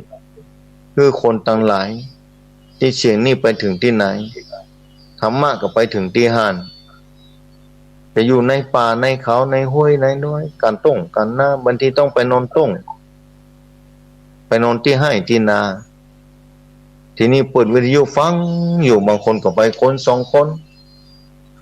ฟังธรรมะยามเช้ายามค่ำคือเกิดประโยชน์กับตัวเก่าเนี่ยญาติโยมศรัทธาสาธุชนท่านผู้ฟังต่างหลาย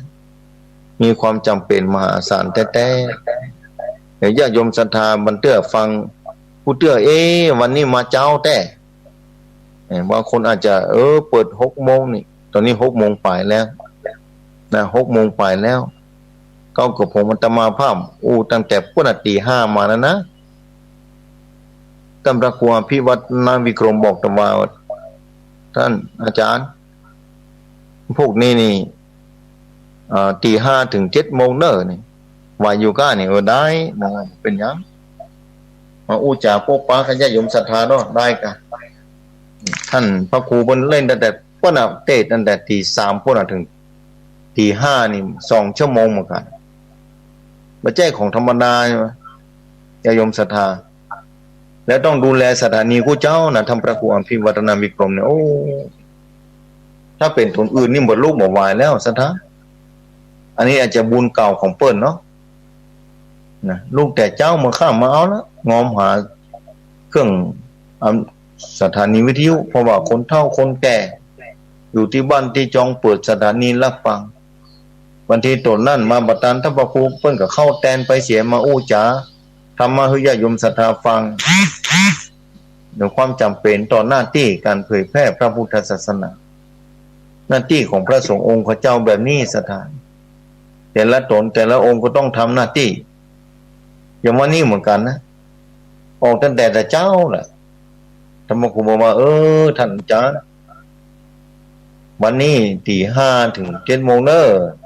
บอกแต่ถ้าบางคนก็ตื่นเจ้านะฟังตั้งแต่ตี 3มาแล้วฟังตลอดตอนนี้บางคนอาจจะนึ่งข้าวเป่าไฟ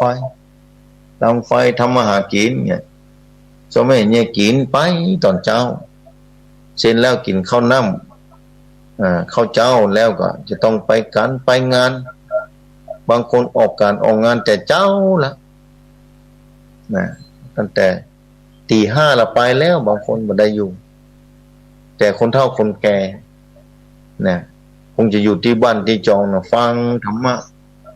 บางคนอาจจะตื่นแล้วเนี่ยตอนนี้น่าจะตื่นกันได้หมดแล้วนะฟังแต่เจ้าแล้วบางคน นะฟังแต่เจ้าธรรมครูห้องตื่นแต่เจ้าละตื่นเน้อตื่นเน้อมาฟังธรรมะเน้อลูกอีนะธรรมครูอภิวัตนาวิกรมนะแต่ถ้าด้านธรรมาไปกัลยาณิวัฒนานี่เปิ้นกันอูฟังมากันนะธรรมครูอย่างก็ตี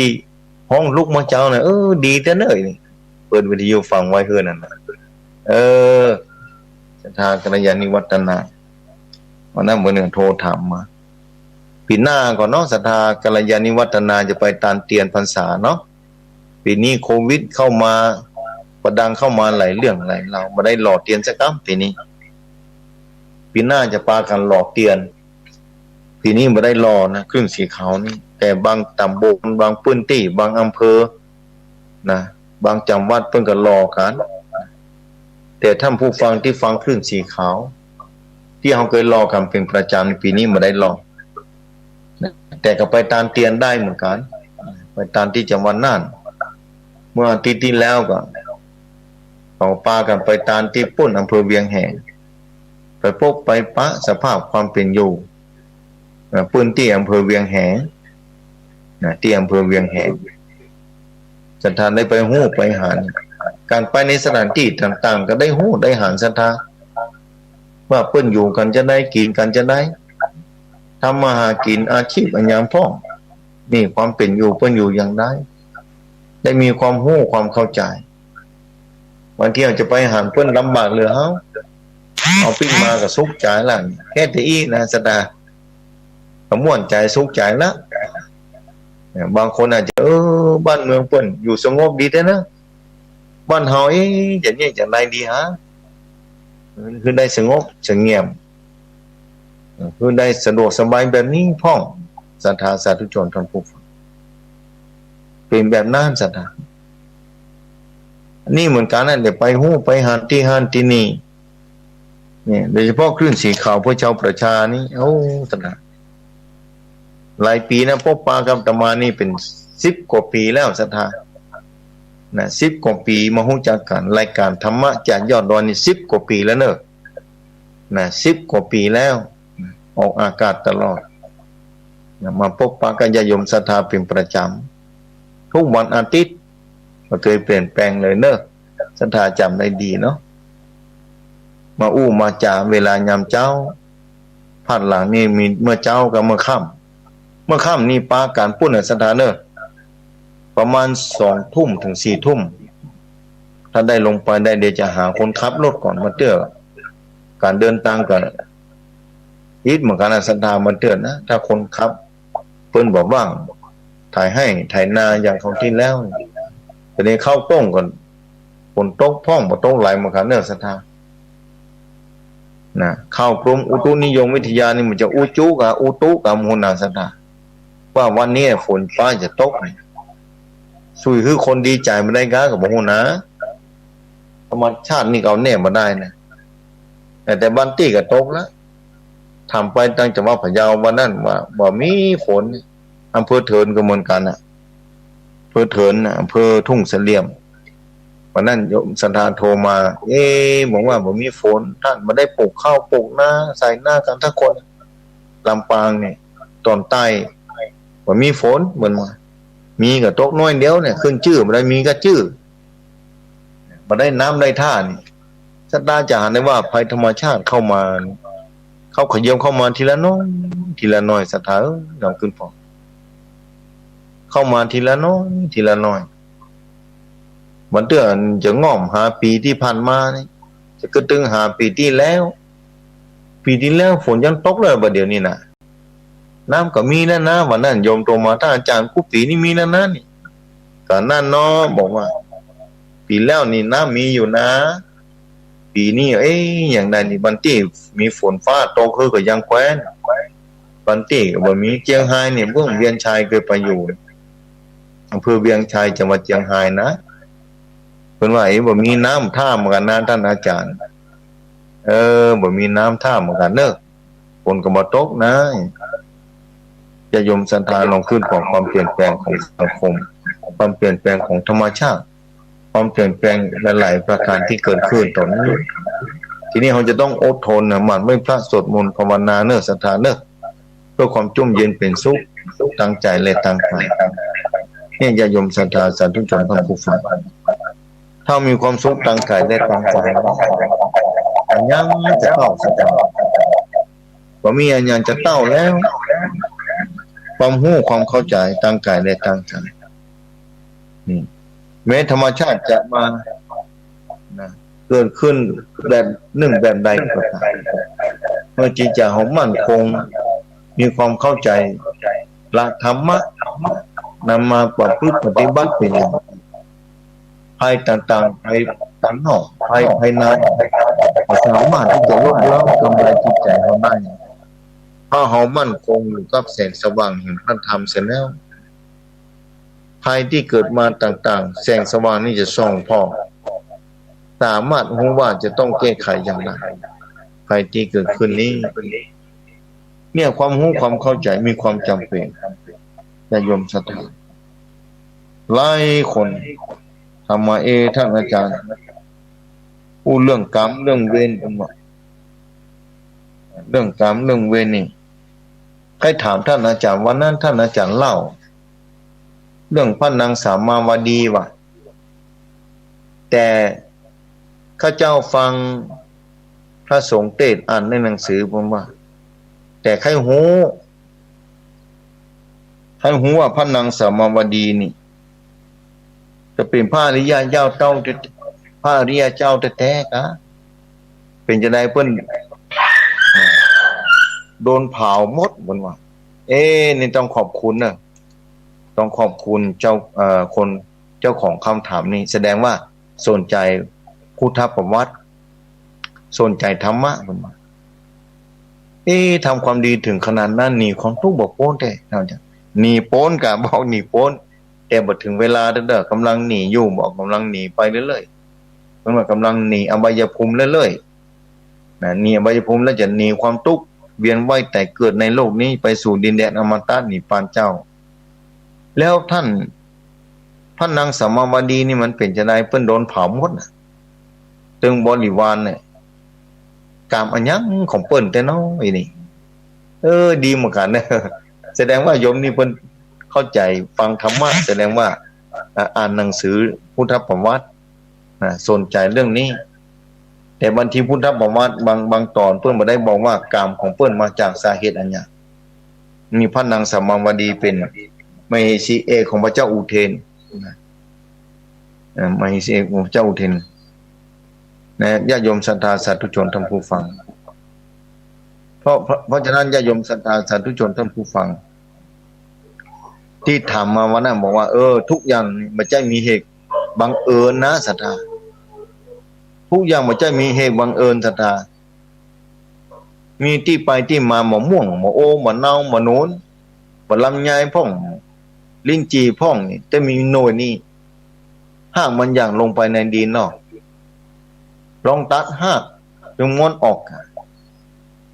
อย่างหน่วยจะออกนะศรัทธาหน่วยใบก็ได้ถึงบ่โป่งแล้วนี่เพิ่นตามที่ห้าบ่มีแล้ว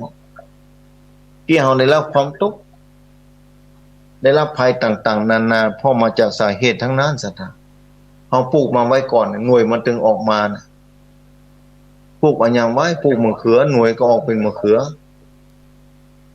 เนี่ยศรัทธาสาธุชนปลูกมะม่วงหน่วยก็ออกเป็นมะม่วงม่วงมะโอมะเน่านี่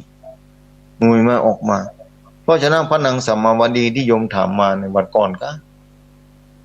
พอบอกว่านี่บ่ใช่เหตุบังเอิญนะเพิ่นโดนเผาเพิ่นใครฮู้เพิ่นว่าฟังสถานีมการน้าประเด็นนี้เมื่อเจ้าก็ฟังท่านอาจารย์ฟังเมื่อเจ้าเมื่อข้ามโดยมันเถื่อถ้ามีเวลาเจ้านี่ถ้าจะฟังเลยนะเวลาบ่ได้วันนั้นวันก่อนนั่นบ่ได้ตอบเจ้านี่ถ้าจะมาฟังนะถ้าฟังก็จะพูดตอนนี้เนาะว่ากรรมเก่าของเปิ้นนี่แต่ถ้าเล่าเย้านะเวลามันก็จะไม่สักกรรมจะได้เปิดสายพระนางสมาวดีนี่เป็นเมสีเองโดนพระนางมคันธิยานี่อิจฉาริษยาทำร้ายอะไรในที่สุดก็โดนเผานะพระนางก็ว่าอยู่ด้วยความเมตตาธรรมเป็นอย่างยิ่ง บอกลูกน้องนั่งแผ่เมตตาไปที่เมตตาเอามาอยู่ต้องมีสาเหตุปรากฏว่าหลายภพหลายชาติหลายภพหลายชาติสมัยก่อนแล้วศรัทธาพระนางสามาวดีนี่เคยเป็นลูกธิดาของมหากษัตริย์ตนหนึ่งเหมือนกันนะพากันไปอาบน้ำยามหนาวลงอาบน้ำแล้ววิมานหนาวนี่โอ้หมูเนี่ยจะได้นี่ก่อไฟผิงเลยหิงไฟเมื่อหิงไฟผิงไฟก่อไฟผิงไฟดังไฟหิงไฟกับมันหนาวนะสถานไฟแบบปรากฏว่าไฟลามไปกิดถูกหญ้าหมู่นั่นแห้งพ่องนี่พ่องโอ้ไฟลามไปดำประทานไฟพองโอ้ไฟไปปะใส่พระปัจเจกพุทธเจ้าเปิ้นนั่งเข้าฌานสมาบัติอยู่ในบริเวณนั้นไปหานเข้าใส่โอ้ว่าก่อไฟกันนี่นะอันนี้ถูกนี่ถ้าเขามาหาเราเพิ่นจะนับโต๊ะอันเนอร์นี่แต่ปรากฏว่าพระปัจเจกพุทธเจ้าเนี่ยบ่ใจตายเตื้อบ่ใจตายเนี่ยบ่ใจมรณภาพเตื้อพระนางสมาวดีจากก่อนของเปิ้นถึงบริวารถึงหมดปาเอาบอกกันว่าปาเอาหลวงคนละดุนมาเผาทำลายหลักฐานไปเลยเนาะทำลายหลักฐานเลยเผาหมดก่อไฟซ่อนหลวงคนละดุนมากองทับร่างของพระปัจเจกพุทธเจ้านั่นนะจุดไฟเผากันหนึ่งคือไฟไหม้จากนั้นก็จุดไฟเผาแล้วก็หนีพลิกไปหมดที่จริงพระปัจเจกพุทธเจ้าไม่ใช่เป็นอย่างเพิ่นเข้าฌานสมาบัติอยู่ไม่ใช่ตายไฟก็ไหม้มาได้นะไฟไหม้มาได้แต่ด้วยบุพเจตนาเนี่ยตอนแรกไม่ใช่เป็นอย่างไม่ได้เจตนานะช่วงหลังนี่ก็เจตนาแต่เอาหลวงคนละดุนไปเผาอันนี้คือเจตนาศรัทธาเพิ่นบอกว่าตอนแรกนี่ไม่ได้เจตนาไม่ได้ตั้งใจเพราะบอกฮู้ว่าเพิ่นนั่งภาวนาอยู่ที่ห้านแต่ปรากฏตอนนี้เจตนาซ่อนหลวงคนละดุนมาเผาอันนี้คือเจตนาเพราะฉะนั้นกามหลายหมื่นหลายแสนชาติแล้วพระเจ้าองค์ก่อนๆพุ่นแล้วพระเจ้าองค์ก่อนๆพุ่นละศรัทธาพระนางสมาวดีมาเกิดชาตินี้ได้มาเป็นมเหสีเอกของพระเจ้าอุเทนถึงบริวารต่างหลายตายด้วยไฟคลอกอยู่บนหอปราสาทบ่สามารถจะออกมาได้โดนไฟคลอกหมดจากพระนามคัตถิยาวางแผนไว้เนี่ยศรัทธากามเก้าจากการเผาตั้งใจบุพเจตนาเผาพระปัจเจกพุทธเจ้าเนี่ยญาติโยมศรัทธาสาธุชนท่านผู้ฟังเนี่ยเจตนานี่เป็นเครื่องบ่งบอกถ้าบ่ได้ตั้งใจนี่ก็เบาไปอยู่เนาะอย่างพระปัจจกุบาลนี่ตาพอบาหารเดินจงกรมย่ำเครียดตายไปมุตะใดตะเดียบางทีในพรรษาดอกเครียดออกมาแต่ด้วยตาดวงตาเปิ้นบอดสนิทลงไปจากบุพกรรมกันนะเล่าที่หลังก่อนแต่เพิ่นไปเฝ้าไปฟ้องพระเจ้าว่าพระจักกุบาลนี่เดินจงกรมย่ำเครียดตายหมดนี่ตายแต่เปิ้นพอบาหารไม่ได้เจตนาและไม่ได้ตั้งใจอันนี้ก็เหมือนกันศรัทธาที่โทธรรมนั้นนะศรัทธาที่โทวันนั้นขอบอกศรัทธาไว้ว่าเนี่ยบุพกรรมของพระนางสมาวดีมาจากการเผาพระปัจเจกพุทธเจ้าตอนนั้นถ้าตอนนั้นไปอาบน้ำอาบท่าแล้วก็ปากสนมนงในหนีปีกไปหมดเลยนี่มาทำการเผาตอนนี้คงหมดเป็นอย่างแต่กลัวว่าคนจะมาหารตัวเองเผาผิงไฟก่อไฟไปลามใส่พระปัจเจกพุทธเจ้าตัวนี้นั่งบวชตัวนี้นั่งภาวนาอยู่เลยปากันเผาให้ ทำลายหลักฐานไปเลยมือไผ่หูละเนี่ยเจตนาศรัทธาคนที่ทำมานี่เพราะเจตนาศรัทธาเนาะอันเนี้ยเจตนามีความจำเป็นว่าจะต้องดูแลจิตใจศรัทธาอย่างที่บอกถึงเจ้าเนี่ยอู้ถึงเจ้าที่บอกถึงเจ้าว่าเนี่ยเจตนามีความจำเป็นแต่เจ้าบอกว่าต้องดูแลจิตใจใจนี้เป็นหัวหน้าใจเป็นประธานใจเป็นหัวหน้ากายนี้เป็นลูกน้องถ้าหัวหน้าดีลูกน้องก็ดีไปทุกเมียญาติโยมศรัทธาสาธุชนท่านผู้ฟังเนี่ยวันที่12นี่นะตีปุ้นตีวัดดอนจันทร์วัดดอนจันทร์บ้านป่าจันทร์ตำบลเวียงกาหลงอำเภอเวียงป่าเป้าจังหวัดเจียงไฮ้หลวงปู่ครูบาเจ้าทองได้ไปวางศิลาฤกษ์ได้ไปกึดหั่งสร้างแผงพระธาตุเจดีย์ชเวดากองจำลองที่บ้านเกิดเมืองนอนของท่านพระครูอภิวัฒนวิกรมที่วัดดอนจันทร์ตำบลเวียงกาหลงอำเภอเวียงป่าเป้าจะบรรจุพระธาตุเจดีย์วันที่12เนื้อศรัทธาเดือนนี้เนี่ยเดือนสิงหานี่นะใครมีโอกาสก็น้อมเรียนเจอเนื้อศรัทธาพากันไปร่วมทำบุญนะไปร่วมทำบุญบรรจุพระธาตุเจดีย์ชวนกันไปก็ได้นะบางคนแบบมีเพื่อนมีฝูงรอฟังข่าวเขาที่ไหนเปิ้นเหมารถไปพ่องไปโทรหากันก็ได้ศรัทธานะโทรหากันก็ได้เนาะโทรหากันก็ได้ภายแค่ไปกับไปนะไปร่วมกันเพื่อสร้างบารมีญาติโยมศรัทธาเพื่อสร้างบารมีเนาะสร้างบุญสร้างกุศลท่านพระครูอภิวัฒนวิกรมนี่เมตตาธรรมสูงเหมือนกันไปช่วยไปเนบไปนำไปคืดไปสร้างที่บ้านพุ่นได้ขอบารมีหลวงปู่ครูบาเจ้าพระท่านเจ้าจอมทองพระพรหมมงคลหลวงปู่ครูบาเจ้าทองไปคืดไปสร้างไว้ตอนนี้หลวงปู่ได้มรณภาพลงไปแล้วด้วยแต่ด้วยบารมีธรรมอันยิ่งใหญ่หาประมาณบ่ได้นะพระธาตุเจ้าแม้หลวงปู่จะมรณภาพไปแล้วแต่สามารถดำเนินไปได้นะสา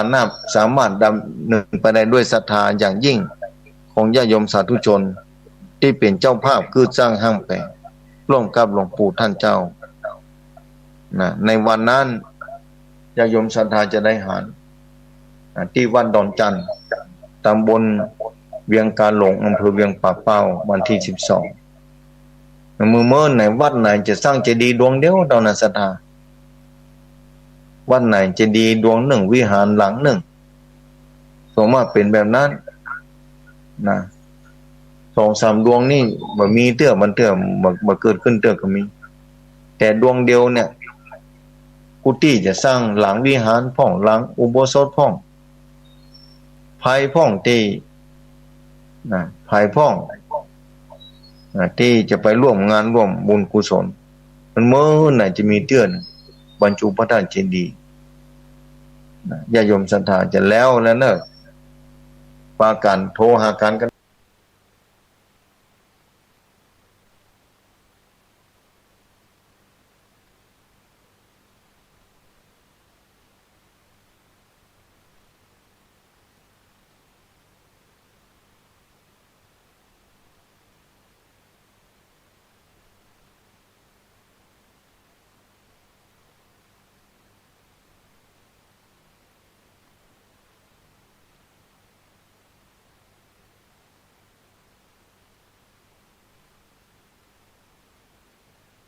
ได้เดินทางไป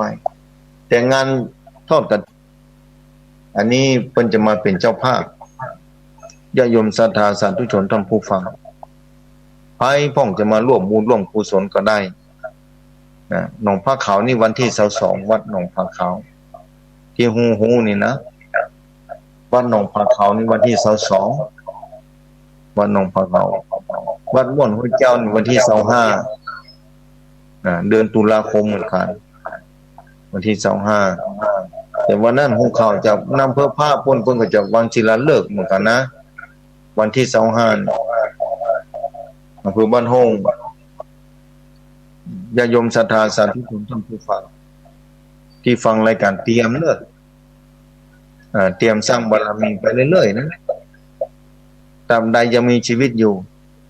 เราก็อย่ามาท้อถอยดำเนินวิถีชีวิตไปท่ามกลางบุญกุศลที่ได้สร้างโดยตลอดเพื่อการเดินทางของชีวิตที่ยังไม่สิ้นสุดเด้อจะต้องอยู่ในเขตวัฏสงสารสร้างบารมีไปจะมาเป็นเจ้าภาพลงทานเตรียมไว้ก็ได้เนาะด้วยความเมตตาธรรมต้องขออภัยศรัทธาโดยบางคนบางท่านที่มาทำบุญบ่ได้อู้บ่ได้จ่าในงานวันกฐินการต้อนรับคำสู้ต่างๆบันเตื้ออาจจะบ่พร้อมพอสร้างวัดมาใหม่มันก็อยู่บนเขาบนดอยตัวถ้าขัดตัวบกพร่องแต่ละครั้งที่ผ่านมาก็ต้องขออภัยเป็นอย่างยิ่ง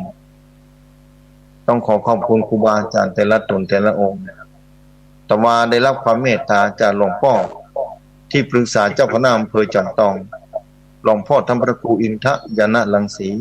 อดีตเจ้าคณะอำเภอจอมทองเจ้าวาดวัดพุทธนิมิตรพร้อมทั้งเจ้าคณะตำบลโซเกียเขต2วัดหนองอับจ้างและธรรมพระครูวัดหนองคำเจ้าคณะตำบลแม่สอนและธรรมพระครูวัดดงหันหน้าพร้อมภิกษุสมณเณรญาติโยมศรัทธาปาการเดินทางมาถวายเป็นพรรษาที่วัดพุทธศรีคิริตวาก็ต้องขอขอบคุณในเมตตาธรรมของหลวงพ่อครูบาเจ้ามาหลวงปู่ครูบาเจ้าวัดพุทธนิมิตรบ้านแต้นดอกไม้บ้านห้วยอีลิงตำบลสมเตี้ยอำเภอจอมทองปาการเดินทางมาวัดพุทธศรีคิริตวาด้วยเมตตาธรรมอย่างยิ่งมาถวายเทียนพรรษาเพื่อแก่พระสงฆ์องค์เจ้าอยู่บนเขาบนดอยเป็นที่คงจะขึ้นไปพุ่นปากห้วยพ่องขุนแพะพ่องไฟตังไปหินเหล็กไฟพ่องห้วยหมันเนาไปทางนายปุ่นถ้าจะออกไปทางสุเทียบปุ่นนะแต่ว่านี่นะโอ้ท่านเจ้าอายุ80แล้วก็ยังสร้างบารมีอย่างเต็มที่หายากเนอะป้ากันไปสร้างบารมีนำปาคณะสงฆ์ใน2 ตำบลนั่นขึ้นมาในเมตตาธรรมอย่างยิ่งต้องขอขอบคุณในเมตตาธรรมของครูบาอาจารย์เจ้าวัดวัดหนองคานวัดหนองอับจ้างวัดดงหันหน้าดงหันหน้าที่มีเวลาวงสารญาอยู่นั่นเนอะท่านเพิ่นก็ฟังวิทยุเหมือนกันนะหลวงพ่อเพิ่นก็ฟังหลวงพ่อเจ้าคณะอำเภออดีตเจ้าคณะอำเภอนะวัดพุทธนิมิตรเจ้าคณะอำเภอจอมทองอดีตเจ้าคณะอำเภอจอมทองเพิ่นก็ฟังแล้วก็ทำพระครูที่วัดดงหันหน้าเพิ่นก็ฟังเพิ่นมาบอกโอ้ศรัทธาโทรมานักแต่เน้ยนี่แสดงว่าเพิ่นฟังเหมือนกันหลายเพิ่นที่ฟังอยู่เตรียมโทรเข้ามาได้เดี๋ยวจะเอาหนังสือน่าจะจดไว้ก่อนเน้อศรัทธาอู้กันมาเย้านั่นโน้เหมือนชั่วโมงปลายเนาะชั่วโมงเกินพอดีเนาะอู้กันชั่วโมงเกินพอดีแล้วก็จะได้เปิดสายคือศรัทธาโทรเข้ามาวันนี้052-010-084นะเปิดแล้วได้ปั๊บเลยนะโทรเข้ามาแล้ว052นะไม่ใช่052นะ089-2624-999ในกองภายเนอร์นะใส่ที่1จะเป็นไผหมูเนอร์นี่เอาเจริญพรครับกล่าวไว้สาครับท่านอาจารย์เอาพ่อบุญธรรมก้าครับผมแม่นแล้วครับได้ใส่ที่1เลยนั่นแหละครับฟังกับเจ้าแล้วครับพ่อฟังตั้งแต่ออกมาจนมา5 โมงก็โอ้พ่อบุญธรรมฟังเจ้าเลยเด้ก็ว่าอาจารย์มันอยู่น้ำนั่นแหละน้ำกำแรกแหละนั่นกันบ้านพุ่งเนาะฟังกันนักว่าบ้านพุ่งเนาะโอ้นักกำแล้วครับแล้วแต่เขาว่าโทรครับนะโอ้เสียงโยงกันเต็มเลยเนอะโอ้โยงเข้ามาเต็มเลยเอามาพ่อเนอะโมทนาเนอะครับผมกล่าวไว้สาครับถูกเอาใส่ต่อไปเจริญพรอาจารย์เจ้าท่านอาจารย์เอาจากที่ไหนจัดมันรีมันบวกเจ้ามันไม่ลงกะเจ้าไม่ลงฟังอยู่กะฟังแต่เจ้า ดีแล้วแม่ฟังธรรมะไปนะแม่เนาะฟังธรรมะมีความสุขอาจารย์นั่นกันฟังเอาใจนะแม่เนอะไม่ฟังกู้อันส่วนกู้โองเจ้านั่นกันฟังไปนะแม่เนอะเจ้าดีมีสุขนะแม่เนอะเจ้าไว้ใช่เจ้าตู้0892624999เอาเจริญปอนจะไม่สามอาจารย์นี่ยังไม่ใส่ทองนะเจ้าไม่ใส่ทองบ้านห้วยกาฟังเติมหมดใกล้ฟังธรรมะเนาะฟังทุกตนทุกองค์เติมแถมเข้าไปแถมเนาะเจ้า10 กว่าปีแล้วไม่ฟังตั้งแต่91มาตัวแม่นเจ้าโมทนากำลังใจอาจารย์น่าชัดเจนเลยเจ้าเจนดีเนาะอยู่ดีมีสุขเจ้ากะไว้สาเจ้าคุณอาสาเอาใส่ต่อไปเจริญปอนครับไว้สาอาจารย์ฟังอยู่ครับพ่อครับฟังอยู่โมทนาเนอะพ่อบุญตันเนอะฟังแต่เจ้าแล้วฟังเจ้าแล้วเนาะฟังทุกตัวทุกองค์ท่านเลยอาจารย์ครับดีสามยอดประสานเนาะครับกำลังใจแล้วท่านเด้อพ่อเนอะมีพ่อบุญครับไปจ้าปอน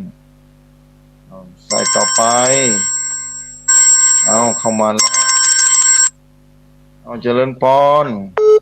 ไม่จ้าเจ้าจากที่ไหนแม่เป็นฟ้องจะเห็นเจ้าเจ้าผมเนาะแม่จันฟ้องกะจ้าแม่ฟังผู้เจ้าเลยกะจ้าฟังเจ้าดีแล้วแม่ฟังไปเนอะแม่เนอะเจ้าการเขาตั้งเขาตั้งเขาเดี๋ยวได้ทำที่เขาตั้งเขาตายตั้งผมไม่ได้หมดเลยจ้าแม่ผมจองห่วงว่าไปได้เนาะโมทนาเนอะแม่เนอะเจ้าฟังเนอะกำลังใจเนอะเจ้าไปจ้าเจ้าผู้แม่จันฟองพุ่งเจ้าฟังเนาะเอาใส่ต่อไปเจริญปอนว่าสักเจ้าจากที่ไหนก็ครูบาแม่บัวเขียวห้วยสมปอยมาเราเหนือครูบาที่เราเรียนแก้ตัวใหญ่หรอนาฮูเลียนาฮูเลียตัวใหญ่หรอchú bùi rồi tụi nhà chỗ người ta chắc là không kịp chú nghĩ nó có một hồi chứ là cô bà nghe nè lúc còn thì chú bà lo xé lúc còn thì chú bà cô bà cái chú nữa thì chú bác chú mà chú à cái chú à là cái nó quả bà man này ta chỉ mình cho được cho nó còn cô bà chạy gì sau khi sau đó chú lo chạy gì nữa thì người ta biết đó cô bà ta biết chàoคณะสัตยาห้วยทรงปล่อยพวกน่ะแม่บัวเขียวเนาะเพิ่นโทรมาก็ได้ยินวันนี้ว่ะอนุโมทนาเด้อแม่บัวเขียวเด้อเดี๋ยวก่อนเด้อใส่ต่อไปเดี๋ยวเจริญปอนอาจารย์จากที่ไหนก็จากที่ไหนแม่สุกบ้านร่องเจ้าแม่สุกบ้านร่องเนาะเจ้าฟังอยู่เนอะสุกบ้านร่องเวียงป่าเป้าเนาะเจ้าเวียงป่าเป้าเจ้าบ้านร่องวปปโมทนาเนอะวปปเวียงป่าเป้าอนุโมทนาอย่างนี้ให้กำลังใจเนอะตู้อยู่ดีมีสุขบุญรักษากลับไว้สาเจ้าตู้สาธุเจริญปอนเดินปอนเจ้าท่านจากที่ไหนก็คำปานน่ะที่แม่คำปานกะเจ้าแม่คำปานนี่แม่คำปานบ้านเราสำปิงแม่ฟังอยู่เนาะแม่เนาะเห็นไหมท่านดีละต้องฝนกับโต๊ะกันแม่ตำบลน่ะท่านแต่ปีนี้ปีหนึ่งฝนบ่มีเลยเนาะน่าได้ยินคงอุตุว่าจะมาวันนี้ครับวันพุธกันลองพอเนาะมันจะตกแต่กะบ่ตกกะนะแกเนอะเมื่อคืนเมื่อวานนอนนะอยู่ดีมีสุขแม่อดทนเอาแม่นะวัน2วันถ้าจะตกแล้วแม่บุญรักษานะแม่เนอะกลับไว้สาเจ้าสาธุเนาะแม่คำปันบ้านเราสำเป็นเพิ่นก็ติดตามฟังตลอดเด้อนุโมทนาเนอะใส่ต่อไป089262499 เอาเจริญพรภาษาครับจากที่ไหนฮัลโหลนี่มังคลาจารย์โอ้พ่อเสกกันพ่อครับฟังอยู่นะพ่อเสกเสกโตตึงมาใส่แรกละมันมาได้ครับหมดแล้วพ่อเนอะฟังอยู่เนาะสบายดีครับพ่อสบายดีฟังก็มาแต่เจ้าละสาธุหมดตำนานพ่อเนอะครับภาษาครับเป็นกำลังใจนะครับสาธุเนอะสาธุขอบคุณนะพ่อเนอะพ่อเสกมังคลาจารย์โดยรอเนอะอยู่คนติดตามฟังตลอดเนาะเอาใส่ต่อไปเจริญพรเจ้าภาษาเจ้าทางปัสยาแม่เจ้าฟังเจ้าปัสดาปัสดานี่ตลอดเนอะนี่นะเจ้าขอเชิญทุกคนทุกท่านพากันมานะเจ้าเวียงป่าเป้าวันที่12เนอะนะไปบรรจุเจ้าพากันเนาะต้องการโมทนาเนอะเจ้าปักจุเจ้าจะรอเนอะรอเจ้ารอจะรอเพลงรอเจ้ากันไปเนอะนะปักจุเจ้าเอาใส่ต่อไปเข้ามาเลยเจริญพรไว้สาเจ้าอันนี้เสียงใบเต่าก็นี่เจ้าไม่สายกันเจ้าถ้าว่าผมโกรธจะเป็นสีกว่ารอบกว่าจะสีนั่นกันเจ้าคนโทรหาน้าก็มันทนนั่งแต่เจ้าอนุโมทนาบุญกับบุญทุกบุญที่ท่านได้อู้นะเจ้าอยู่ไกลเนาะก็จะได้ร่วมบุญโดยอนุโมทนาบุญด้วยนะเจ้าอนุโมทนาบุญด้วยกันเนอะเจ้าสาธุในแม่สายเนอะเจ้าเป็นกำลังใจให้นะเจ้าสาธุแม่สายด้วยเต้าเพิ่งกันได้ยินเนาะเอาสายต่อไปเจริญพรเจ้าขอเจ้าพระอาจารย์จากที่ไหนก็นี่จากเดินไปประเด็นในเมืองไม่เจ้าไม่นอนนะเจ้าแม่อย่างก็ไม่นอนเจ้าไม่นอนป่าแดดในเมืองนะไม่นอนฟังตลอดกันไม่นอนเจ้าฟังก็แต่เจ้านะเจ้าสาธุเนอะเป็นกำลังใจให้นะเจ้าโมทนาเนอะไม่นอนเนอะสาธุเจ้าสาธุเนอะขอบคุณอนุโมทนาเอาใส่ต่อไปเจริญพรไหว้สาเจ้านี่เสียงลุงเสียงน้อยเด้อนี่เสียงไม่อ้วนเด้อนี่โมทนาเด้อนี่แม่นัวไม่อ้วนเด้อนี่เจ้าคนโตกว่าละบ่โตกนะแม่บุญโดยบ่แห้งเหมือนกันเนาะน่าแก่เหมือนกันนะปีนี้นะก็ว่าหามากันเอาไปข่าวโควิดมันจะโตกว่านี้เลยแล้วมัน40%ก็2-3 เม็ดเหรอ40% 2-3 เม็ดอย่างอันนะถ้าพอเหลือเปล่าเราวันนี้แม่วันนี้วันพุธเนาะเอามาลองพอทุกคนเจ้าโลได้เนอะเราถามพระอาจารย์เวียงป่าเป้าก็มามีว่ะนั่นเนาะเวียงป่าเป้าก็มีหลายที่นะได้เนี่ยให้เจ้าแต่นาเดี๋ยวนี้หมดเนื้อเป็นกำลังใจเด้อคนนี้อยู่บนดอยเนาะจ้ะเนาะบนดอยเพิ่นน่ะแม่เด้อเจ้าไหว้ศาลเจ้าฟังเด้อสาธุเอาใส่ต่อไปเจริญพรข้าพเจ้าเจ้าท่านพระอาจารย์เจ้าจากที่ไหนก็โยมแม่อยู่เวียงป่าเป้าเจ้าบ้านห้างตำเจ้าแม่คำนวณกะเจ้าโยมแม่ฟังอยู่เนอะเพิ่นฟังกันนักนะเจ้านั่นกะบ้านห้างตำเนาะเจ้าปอขอเมื่อกำลังใจท่านพระอาจารย์เจ้าตู้วันที่12เด้อแม่เนอที่บ้านดอนจันบ้านปัจจันนะเจ้าข้าพเจ้าเจ้าสาธุน้อมเรียนเจริญเนอสาธุเนอเอาใส่ต่อไป089 26249999เนอะจะมาพูดจากันเนาะเอาเจริญพรพ่อชาลานจากที่ไหนก็นี่จากพ่อจันแดงพ่อจาราลีวางทุกวันทุกสัปดาห์วางทุกองค์นะครับผมพ่อจันแดงฟังตลอดนะพ่อจันแดงวางตลอดทุกวันว่าข้านจนได้วางคู่ข้านเลยครับผมดีกว่าพ่อสลาเนาะพ่อสลาลีกะพ่อจาราลีครับผมโมทนาเนอพ่อจันแดงเนอครับผมสาธุ โอ้โฆษณาได้ยินกันโน่นนี่เอาเจริญพรเนอะแต่ว่าศาลเจ้ารอบสองแต่ว่าขอบอกต้องฝนตกต้องโป่งนี่อันอาจารย์ตั้งกาบ้านห้องนาท่มเจ้าท่มแปลงพักเลยโอ้ดีแน่นอนบ้านห้องนาไปโอ้ยนะว่าขอบคุณเทวดาให้ยังขอบคุณเนอะจ้าแล้วตั้งแต่ตัวแต่ว่าเดี๋ยวผมยอมเข้าห้องเลยเปหมดอ่ะแล้วก็แม่ศิลาจะไปกันเด้อจะรอดไปแล้วมันห้องสองกันไปที่พระครูสิงห์ทองน้ำพระพระนะเจ้าสาธุสาธุพระสิงห์ทองเจ้าอาจารย์ก็ไปอยู่เนาะไปอยู่เจ้าขอกำลังใจนะเจ้ากับไหว้ศาลเจ้านานเนอะแจ้งฝนตกเจ้าสาธุเอาใส่ต่อไปเจริญพรไหว้ศาลเจ้าโอ้แม่นางคำอ้ายมาแล้วแม่อุ้ยแม่นางเจ้ากดเป็น10 รอบเลยค่ะแม่วันนี้คนนักเนาะวันนี้นักเนอะแม่เนอะโตมาติดเจ้าแม่ฟังอยู่เนอะฟังอยู่เนาะเจ้าสบายดีเนาะแม่เนาะ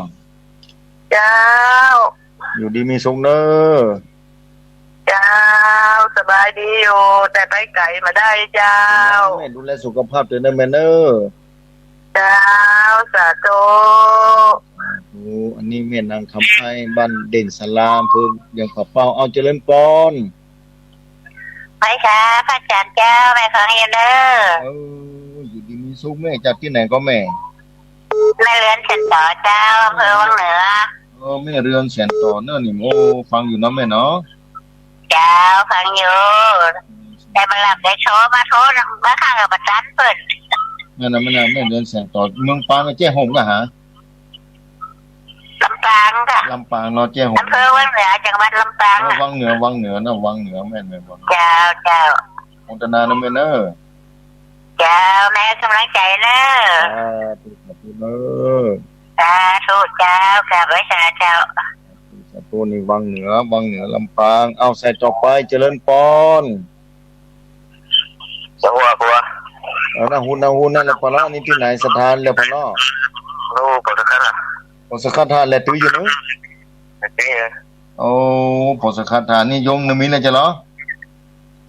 เสียหูเลยเอ้ยคณะสถาปกันยอปอสกัดทาพุ่นเนอนี่นะบ้านปกก็ลงพุ่นนี่นะบ้านตำบลว่าเนี่ยมาจะผูกเลยเนี่ยตำบลแม่แดดน้อยกะตำบลแม่แดดเนาะปอสกัดทานไหนตำบลแม่แดดนั่นโพเดินเนี่ยเนอะนั่นนั่นปฏิหนึ่งกันแล้วตีหนึ่งกันแล้วประกอบการนั่นดีแหละเจ็บพอป่าเจ็บพอป่าเจ็บพอป่าตีเจ็บพอป่ากันแล้วอย่างนอกเลยไม่ปลูกกุลงมันปลูกกุลงเนี่ยโอ้มันปลูกมันภูเขาภูผาสวรรค์เนี่ยนี่เรื่องอย่างนี้มุกเรื่องนะมุตนาตำดื้อฮัลโหลเจริญพรไปสาเจ้าท่านอาจารย์แม่เดือนเพนทิมบังเนี่ยไปเจ้าเหมือนนั่นไม่ได้โทรหาฟังอยู่ตลอดเลยเจ้าแต่ไม่ได้โทรเนาะเขาเป็นโทรก่อนเจ้าแม่ดูมุตนาแม่แม่วันที่12แม่จะไปว่าไปเจ้าสาธุไปป้ากันนะแม่ก็แม่จันนะกับเจ้านั่นกันนะบอกแม่จันเจ้าเป็นกำลังใจขัดทุกสาธุแม่ปุ๊สาเจ้าทุกสาธุ0892624999สถานผ่านจะไปที่วัดดอนจันทร์ที่วัดบ้านเกิดเมืองนอนของธรรมครูอภิวัตมีกรมกับน้อมเรียนเชิญสถานเนาะน้อมเรียนเชิญไปไปพบไปป้ากันที่นั่นปฏิบัติที่พระธาตุเจดีย์วันที่12เอาเราใส่ต่อไปเนาะเจริญพรไหว้ศาลเจ้าท่านอาจารย์จากที่ไหนก็นี่วัดดอนจันทร์เจ้าแม่ขมูลเจ้าขมูลวัดดอนจันทร์เนาะจ้ามาร่วมบุญด้วยกันเนอะท่านเนอะเรื่องขึ้นสีขาวทุกคนตัวเจ้าประกาศขึ้นสีขาวเนี่ยไปพบปะกันไปร่วมบุญจ้ามาพบปะกันวัดดอนจันทร์นะเจ้ามาร่วมบุญด้วยกันเจ้าเนอะเจ้าข้าพเจ้าเจ้า เอาใส่ต่อไปเข้ามาเลยเด้อศรัทธาอันหลุดไปหลายสายต้องขออภัยตัวเนาะที่บ่ได้ห้ามสายบ่เตือมันโยนกันเต็มหมู่ศรัทธาตอนนี้ว่างแล้วนะเข้ามาได้นะบางคนก็เตรียมตัวกันที่จะไปบ้านห้องก็2การได้ว่าตะกี้หลายที่เนาะเตรียมกันไปตะกี้แม่เดินเพลบอกจะไป1การเหมือนกันไปที่วัดดอนจันทร์อนุโมทนาเด้อศรัทธาภายแค่ไปร่วมบุญกุศลมีเวลามีโอกาสสร้างบารมีที่จะบรรจุพระธาตุเจดีย์ก็น้อมเรียนเจอเนื้อที่วัดดอนจันทร์ตำบลเวียงกาหลงอำเภอเวียงป่าเป้าจังหวัดเชียงรายนี่จะได้บรรจุพระธาตุเจดีย์แค่เอาได้กราบไหว้สาธุอนุโมทนาก็ได้แล้วแค่ได้ไปร่วมบุญโดยการจะเป็นภาพที่ประทับใจอยู่ในห้องหัวใจว่าไปที่หั่นที่นี่อินาสถานเนาะ08926249999น้อมเรียนเชิญศรัทธาบางทีมันโยนกันนะต้องขออภัยศรัทธาโดยที่บางทีก็บ่ได้ห้ามสายที่โทรเข้ามาหลายที่จังหวัดน่านจะมาได้บ่ฮู้ว่าเพิ่นเปิดก่อจ้าแต่วันนี้ที่วัดไฟหินนี่เพิ่นยังแต่งเสาอากาศมาแล้วเตื้อเนาะที่เฮาพากันไปทำบุญวันนั้นนะเพิ่นแปลงเสาอากาศมาแล้วเตื้อคงให้ทราบหลายวันอยู่เนาะ 2-3 วันไปทางหน้านี่คณะศรัทธาทางในเมืองถ้าจะได้ฟังแล้วแต่ในเมืองก็ได้ฟังหลายพื้นที่อยู่หลายสถานีอยู่เนาะนั่นฟ้าเรดิโอถ้าจะฟังอยู่ถ้าจะออกอยู่กะหลายที่เนาะถ้าได้ฟังอยู่ก็น้อมเรียนเชิญศรัทธาบางคนอาจจะไปร่วมบุญกุศลด้วยกันวันนั้นก็ชื่นใจเนาะเพิ่นปรับปรุงเสาอากาศคือสูงขึ้นไปแถมที่วัดไฟหินนะคือสูงขึ้นไปแถมเพื่อจะได้นะสนองความต้องการของญาติโยมศรัทธาที่ต้องการฟังธรรมะจากคลื่นพระพุทธศาสนาวัดไฟหินที่ออกอากาศคืออยู่จะได้ฮื้อยาวไปจะได้ฮื้อกระจายไปกว้างออกไปทางหน้าแถมในศรัทธาเนาะน้อมเรียนเชิญในศรัทธาเนาะเอาใส่ต่อไปเจริญพรฮัลโหลอันนี้มาจากพระยอยครับครูบาครับโอ้บ้านพระยอยแม่ฮ่องสอนพุ่นน่ะเนี่ยอำเภอเมืองเนาะครับรวมครับอำเภอขุนยวมกะครับผมพระยอยตำบลหยังก็เจ้ามุกตำบลไม่ยวมน้อยกะไม่ยวมน้อยกะตำบลแม่อุคอครับตำบลแม่อุคอแม่อุคอเนาะครับบ้านพระยอยโอ้บ้านพระยอยนี่บ่ได้ไปเมืองนั้นเด้ออันนี้โฟก่อนตกทุกวันเนี่ยครับครูบาตกทุกวันเลยกะครับโยมมันหยังก็โยมไพศาลบ่ใช่กะโยมไผก็นี่บ่ใช่ลุงเดชาลุงหยังก็ลุงเดชาลุงเดชาโอ้ลุงเดชาโทรมาเมียที่เที่ยงต่างๆนั่นกันครับบ้านพระยอยเนาะพระยอยแม่ฮ่องสอนพุ่นน่ะเนี่ยแต่อันนี้เฮาบ่ได้ชมครูบาขอกรุณาด้วยนะเฮาก็อยากจะโทรมาแล้วบ่กล้าโทรโทรกะบ่เป็นหยังโทรกะได้กะติโทรกันเนาะครับดับบ่แล้วครูบาก็รอนะครับอยู่บ่ครูบาก็แค่เลือกเจดับตรงมาเนาะดับตรงมาเนาะติเนาะครับครับผมโอ้ชูเลยเนาะดับตรงมานี่บ้านพระยอยปุ้นตำบลแม่อุคอปุ้นเด้อบ้านพระยอยนี่นะตำบลแม่อุคออำเภอขุนยวมจังหวัดแม่ฮ่องสอนโอ้มาไกลเด้อเจ้านี่พดแม่ฮ่องสอนพุ่นน่ะเจ้าเนี่ยโอ้แม่จิรพันธ์เข้ามาแถมแม่จิรพันธ์โมป้อกันเนี่ยบอกออกเข้ามาแถมแม่เข้ามาเอาใส่ต่อไปนี่ภายในเจริญปอนไว้สาเจ้าครูบาบุญน้อยเจริญปอนเนอร์แม่จานเรือนสายเจ้าวันที่12ไปเนอร์ไปเอารถไปกันเจ้าสาธุเนอร์ไปเวียงป่าเป้าเนอร์เจ้าโมทนาเนอร์แม่เนอร์ขับมือได้มาก็ได้ไปอยู่ก็เดี๋ยวจะซ่อหาคนขับก่อนเนาะดูไก่ล่ำไก่เลยโมทนาเนอร์แม่เนอร์เจ้าไว้สาเจ้าสักยินดีเจ้าสาธุเอาใส่ต่อไปเจริญปอนเจ้ากราบไหว้สาเจ้านะเจ้าแม่กีฬาพันธ์โมป้อใส่บุญที่ยิ่งใหญ่เนอไปกุฏิไปสร้างบารมีเนาะเจ้าฟังทันอยู่เนอตั้งแต่วันที่12นะแม่เนอเจ้าเดี๋ยวป้ากันนะเจ้าวันที่12ที่บ้านปัดจันวัดดอนจันเนาะเจ้าได้เลยเจ้าตอนนั้นแม่เนออยู่ดีมีสุขจ้าไม่สาชัดเจนดีเนอเจ้า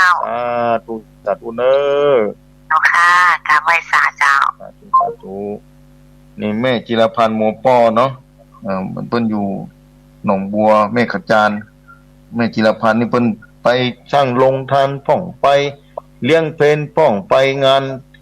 บุญกุศลของขึ้นสีขาวนี่งานตานเตียนของขึ้นสีขาวนี่ประจำปีนี้เพิ่นไปมาแล้วไปจังหวัดน่านพุ่นก็ไปเนาะโอ้ไปกันนักไปกันหลายจะทำหมู่ป้อนี่นะเป็นนาอย่างยิ่งเน้อแม่เน้อใส่ในตัดกินไหนเอาใส่ต่อไปเจริญพร ฮัลโหล แล้วปลอ มาพันย้อย บ้านพะย้อยนะพะย้อยเฮ็ดน่ะฮู้ตื่นแล้วนี่เจดาหนอมกะนั้นเลยกันร้อนน่ะเลยกันเนาะ ก็หนาก็มือก้อย น่ะก็มาว่า ก็หนาก็มือก้อยเหรอจับดูดอกมาปะนั้นนี่แหละละว่าพายิลีเด้อ จะไปเฮาว่าปลาละล่าซะจะเฮาวันนั้นน่ะแลเลอมหาเนคิบรอเสบรอนี่เดี๋ยวใครที่นี่แลเลยจะเฮาเลยว่าในคิดนี่เลยเนี่ยแล้วใครในคิดนี่นี่บ่ลึไอ้เลอตะสูตะซอยว่าเฮาว่ามาเลอคนตื่นนี่อ๋แล้วคือตื่นเนี่ยตะนี่กันแลบ่ลึกันน่ะกว่าตะเกียเลิกกับเกียเลิกโชคลากะในตอนแรกนี่เลิกสกุยกลากะตะนี่แลละพะยิเลยมันจะเฮาแล้วมันรอบรองอยู่ตำรวจที่ว่าซะแล้วมาเจเด้อน่ะไอ้นมีจะลาปะกอกันนั่นดิเหรอปะกอกาซะแล้วยาพอมน่ะยาพอมูเนาะทีนี้นะยาพอมูชื่ออะไรก็บ่แลหาแล้วพะย้อยนะแม่ของสอนเนาะตื่นแล้วเขาตื่นว่าเฮาว่าฟังสักกันเด้อดีเนาะตำดูดอกมาเนาะ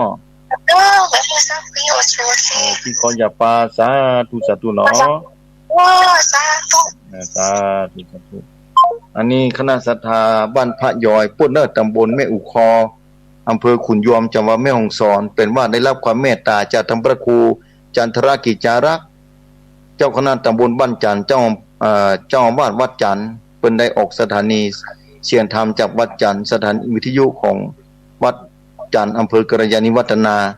ส่งไปจนถึงอำเภอขุนยวมแม่ฮ่องสอนอำเภอเมืองแม่ฮ่องสอนถึงแม่ลาน้อยพุ่นเนาะเสียงนี้ไปไกลนะของท่านพระครูจันทรกิจจารัตน์ท่านอาจารย์นิคมกิจจสาโลวัดจันทร์เนาะเจ้าอาวาสวัดจันทร์นี่เพิ่นส่งอากาศเผยแพร่ศาสนาตลอดแต่ว่าวันเสาร์เมื่อเจ้าก็มาอุจากับญาติโยมศรัทธานะภาคปกยโดยภาคกำเมืองล้านนาโดยเนาะศรัทธาเจ้าวันนี้เวลาได้หมดลงไปแล้วเนาะศรัทธาเนาะนะคงจะไว้เต้าอี้ของเนาะศรัทธาเนาะเดี๋ยวค่อยว่ากันอีกกำหนึ่งถ้าว่าเมื่อค่ำนี้ถ้าได้ลงไปนะถ้ามีคนขับรถก็จะลงไปพบปาสดา 2 ทุ่มถึง 4 ทุ่มเมื่อคืนเนาะต้องขอบคุณเจ้าของสถานีทุกสถานีด้วยที่ออกอากาศให้ญาติโยมศรัทธาได้รับฟังธรรมะยามเช้ายามค่ำมีความเมตตาธรรมอย่างสูงอย่างยิ่งหาประมาณบ่ได้สำหรับเจ้าของสถานีทุกสถานีด้วยในภาคเจ้านี้เดี๋ยวภาคค่ำไปปาการตีสถานีเดิมนี้คลื่นสีขาวพระเจ้าประชาเวลา 2 ทุ่มถึง 4 ทุ่มรายการธรรมะอาจารย์ยอดดอยและรายการอุจาภาษาธรรมในค่ำคืนวันนี้ได้พบปะกันเป็นประจำญาติโยมศรัทธาสาธุชนท่านผู้ฟังที่ฟังรายการนี้ยามเจ้าตอนค่ำก็ดีที่สุดนี้ของญาติโยมศรัทธามีบุญมีวาสนามีบารมีความสุขมีความสวัสดีเกิดขึ้นกระตุนกระตัวมีปัญญามีแสงสว่างส่องนำทางไปทางหน้าคือปราศจากอุปสรรคต่างๆนานาได้เข้าใจสัจธรรมของพระสัมมาสัมพุทธเจ้าเป็นเครื่องอยู่ภายในจิตใจเป็นบุญกุศลเติมแต่งฐานะบารมีให้เป็นโยยิ่งกว่า900เท่าปันตวีมีบุญมีกุศลสามารถเข้าใจส่องรู้นะต่างไปต่างหน้าฮอดขึ้นสวรรค์ชั้นฟ้าได้ขี่สะเปาข้ามไปสู่ฝั่งนิพพานเจ้าผู้ตนผู้องค์ผู้ผู้คนยิ่งขึ้นไปเถิด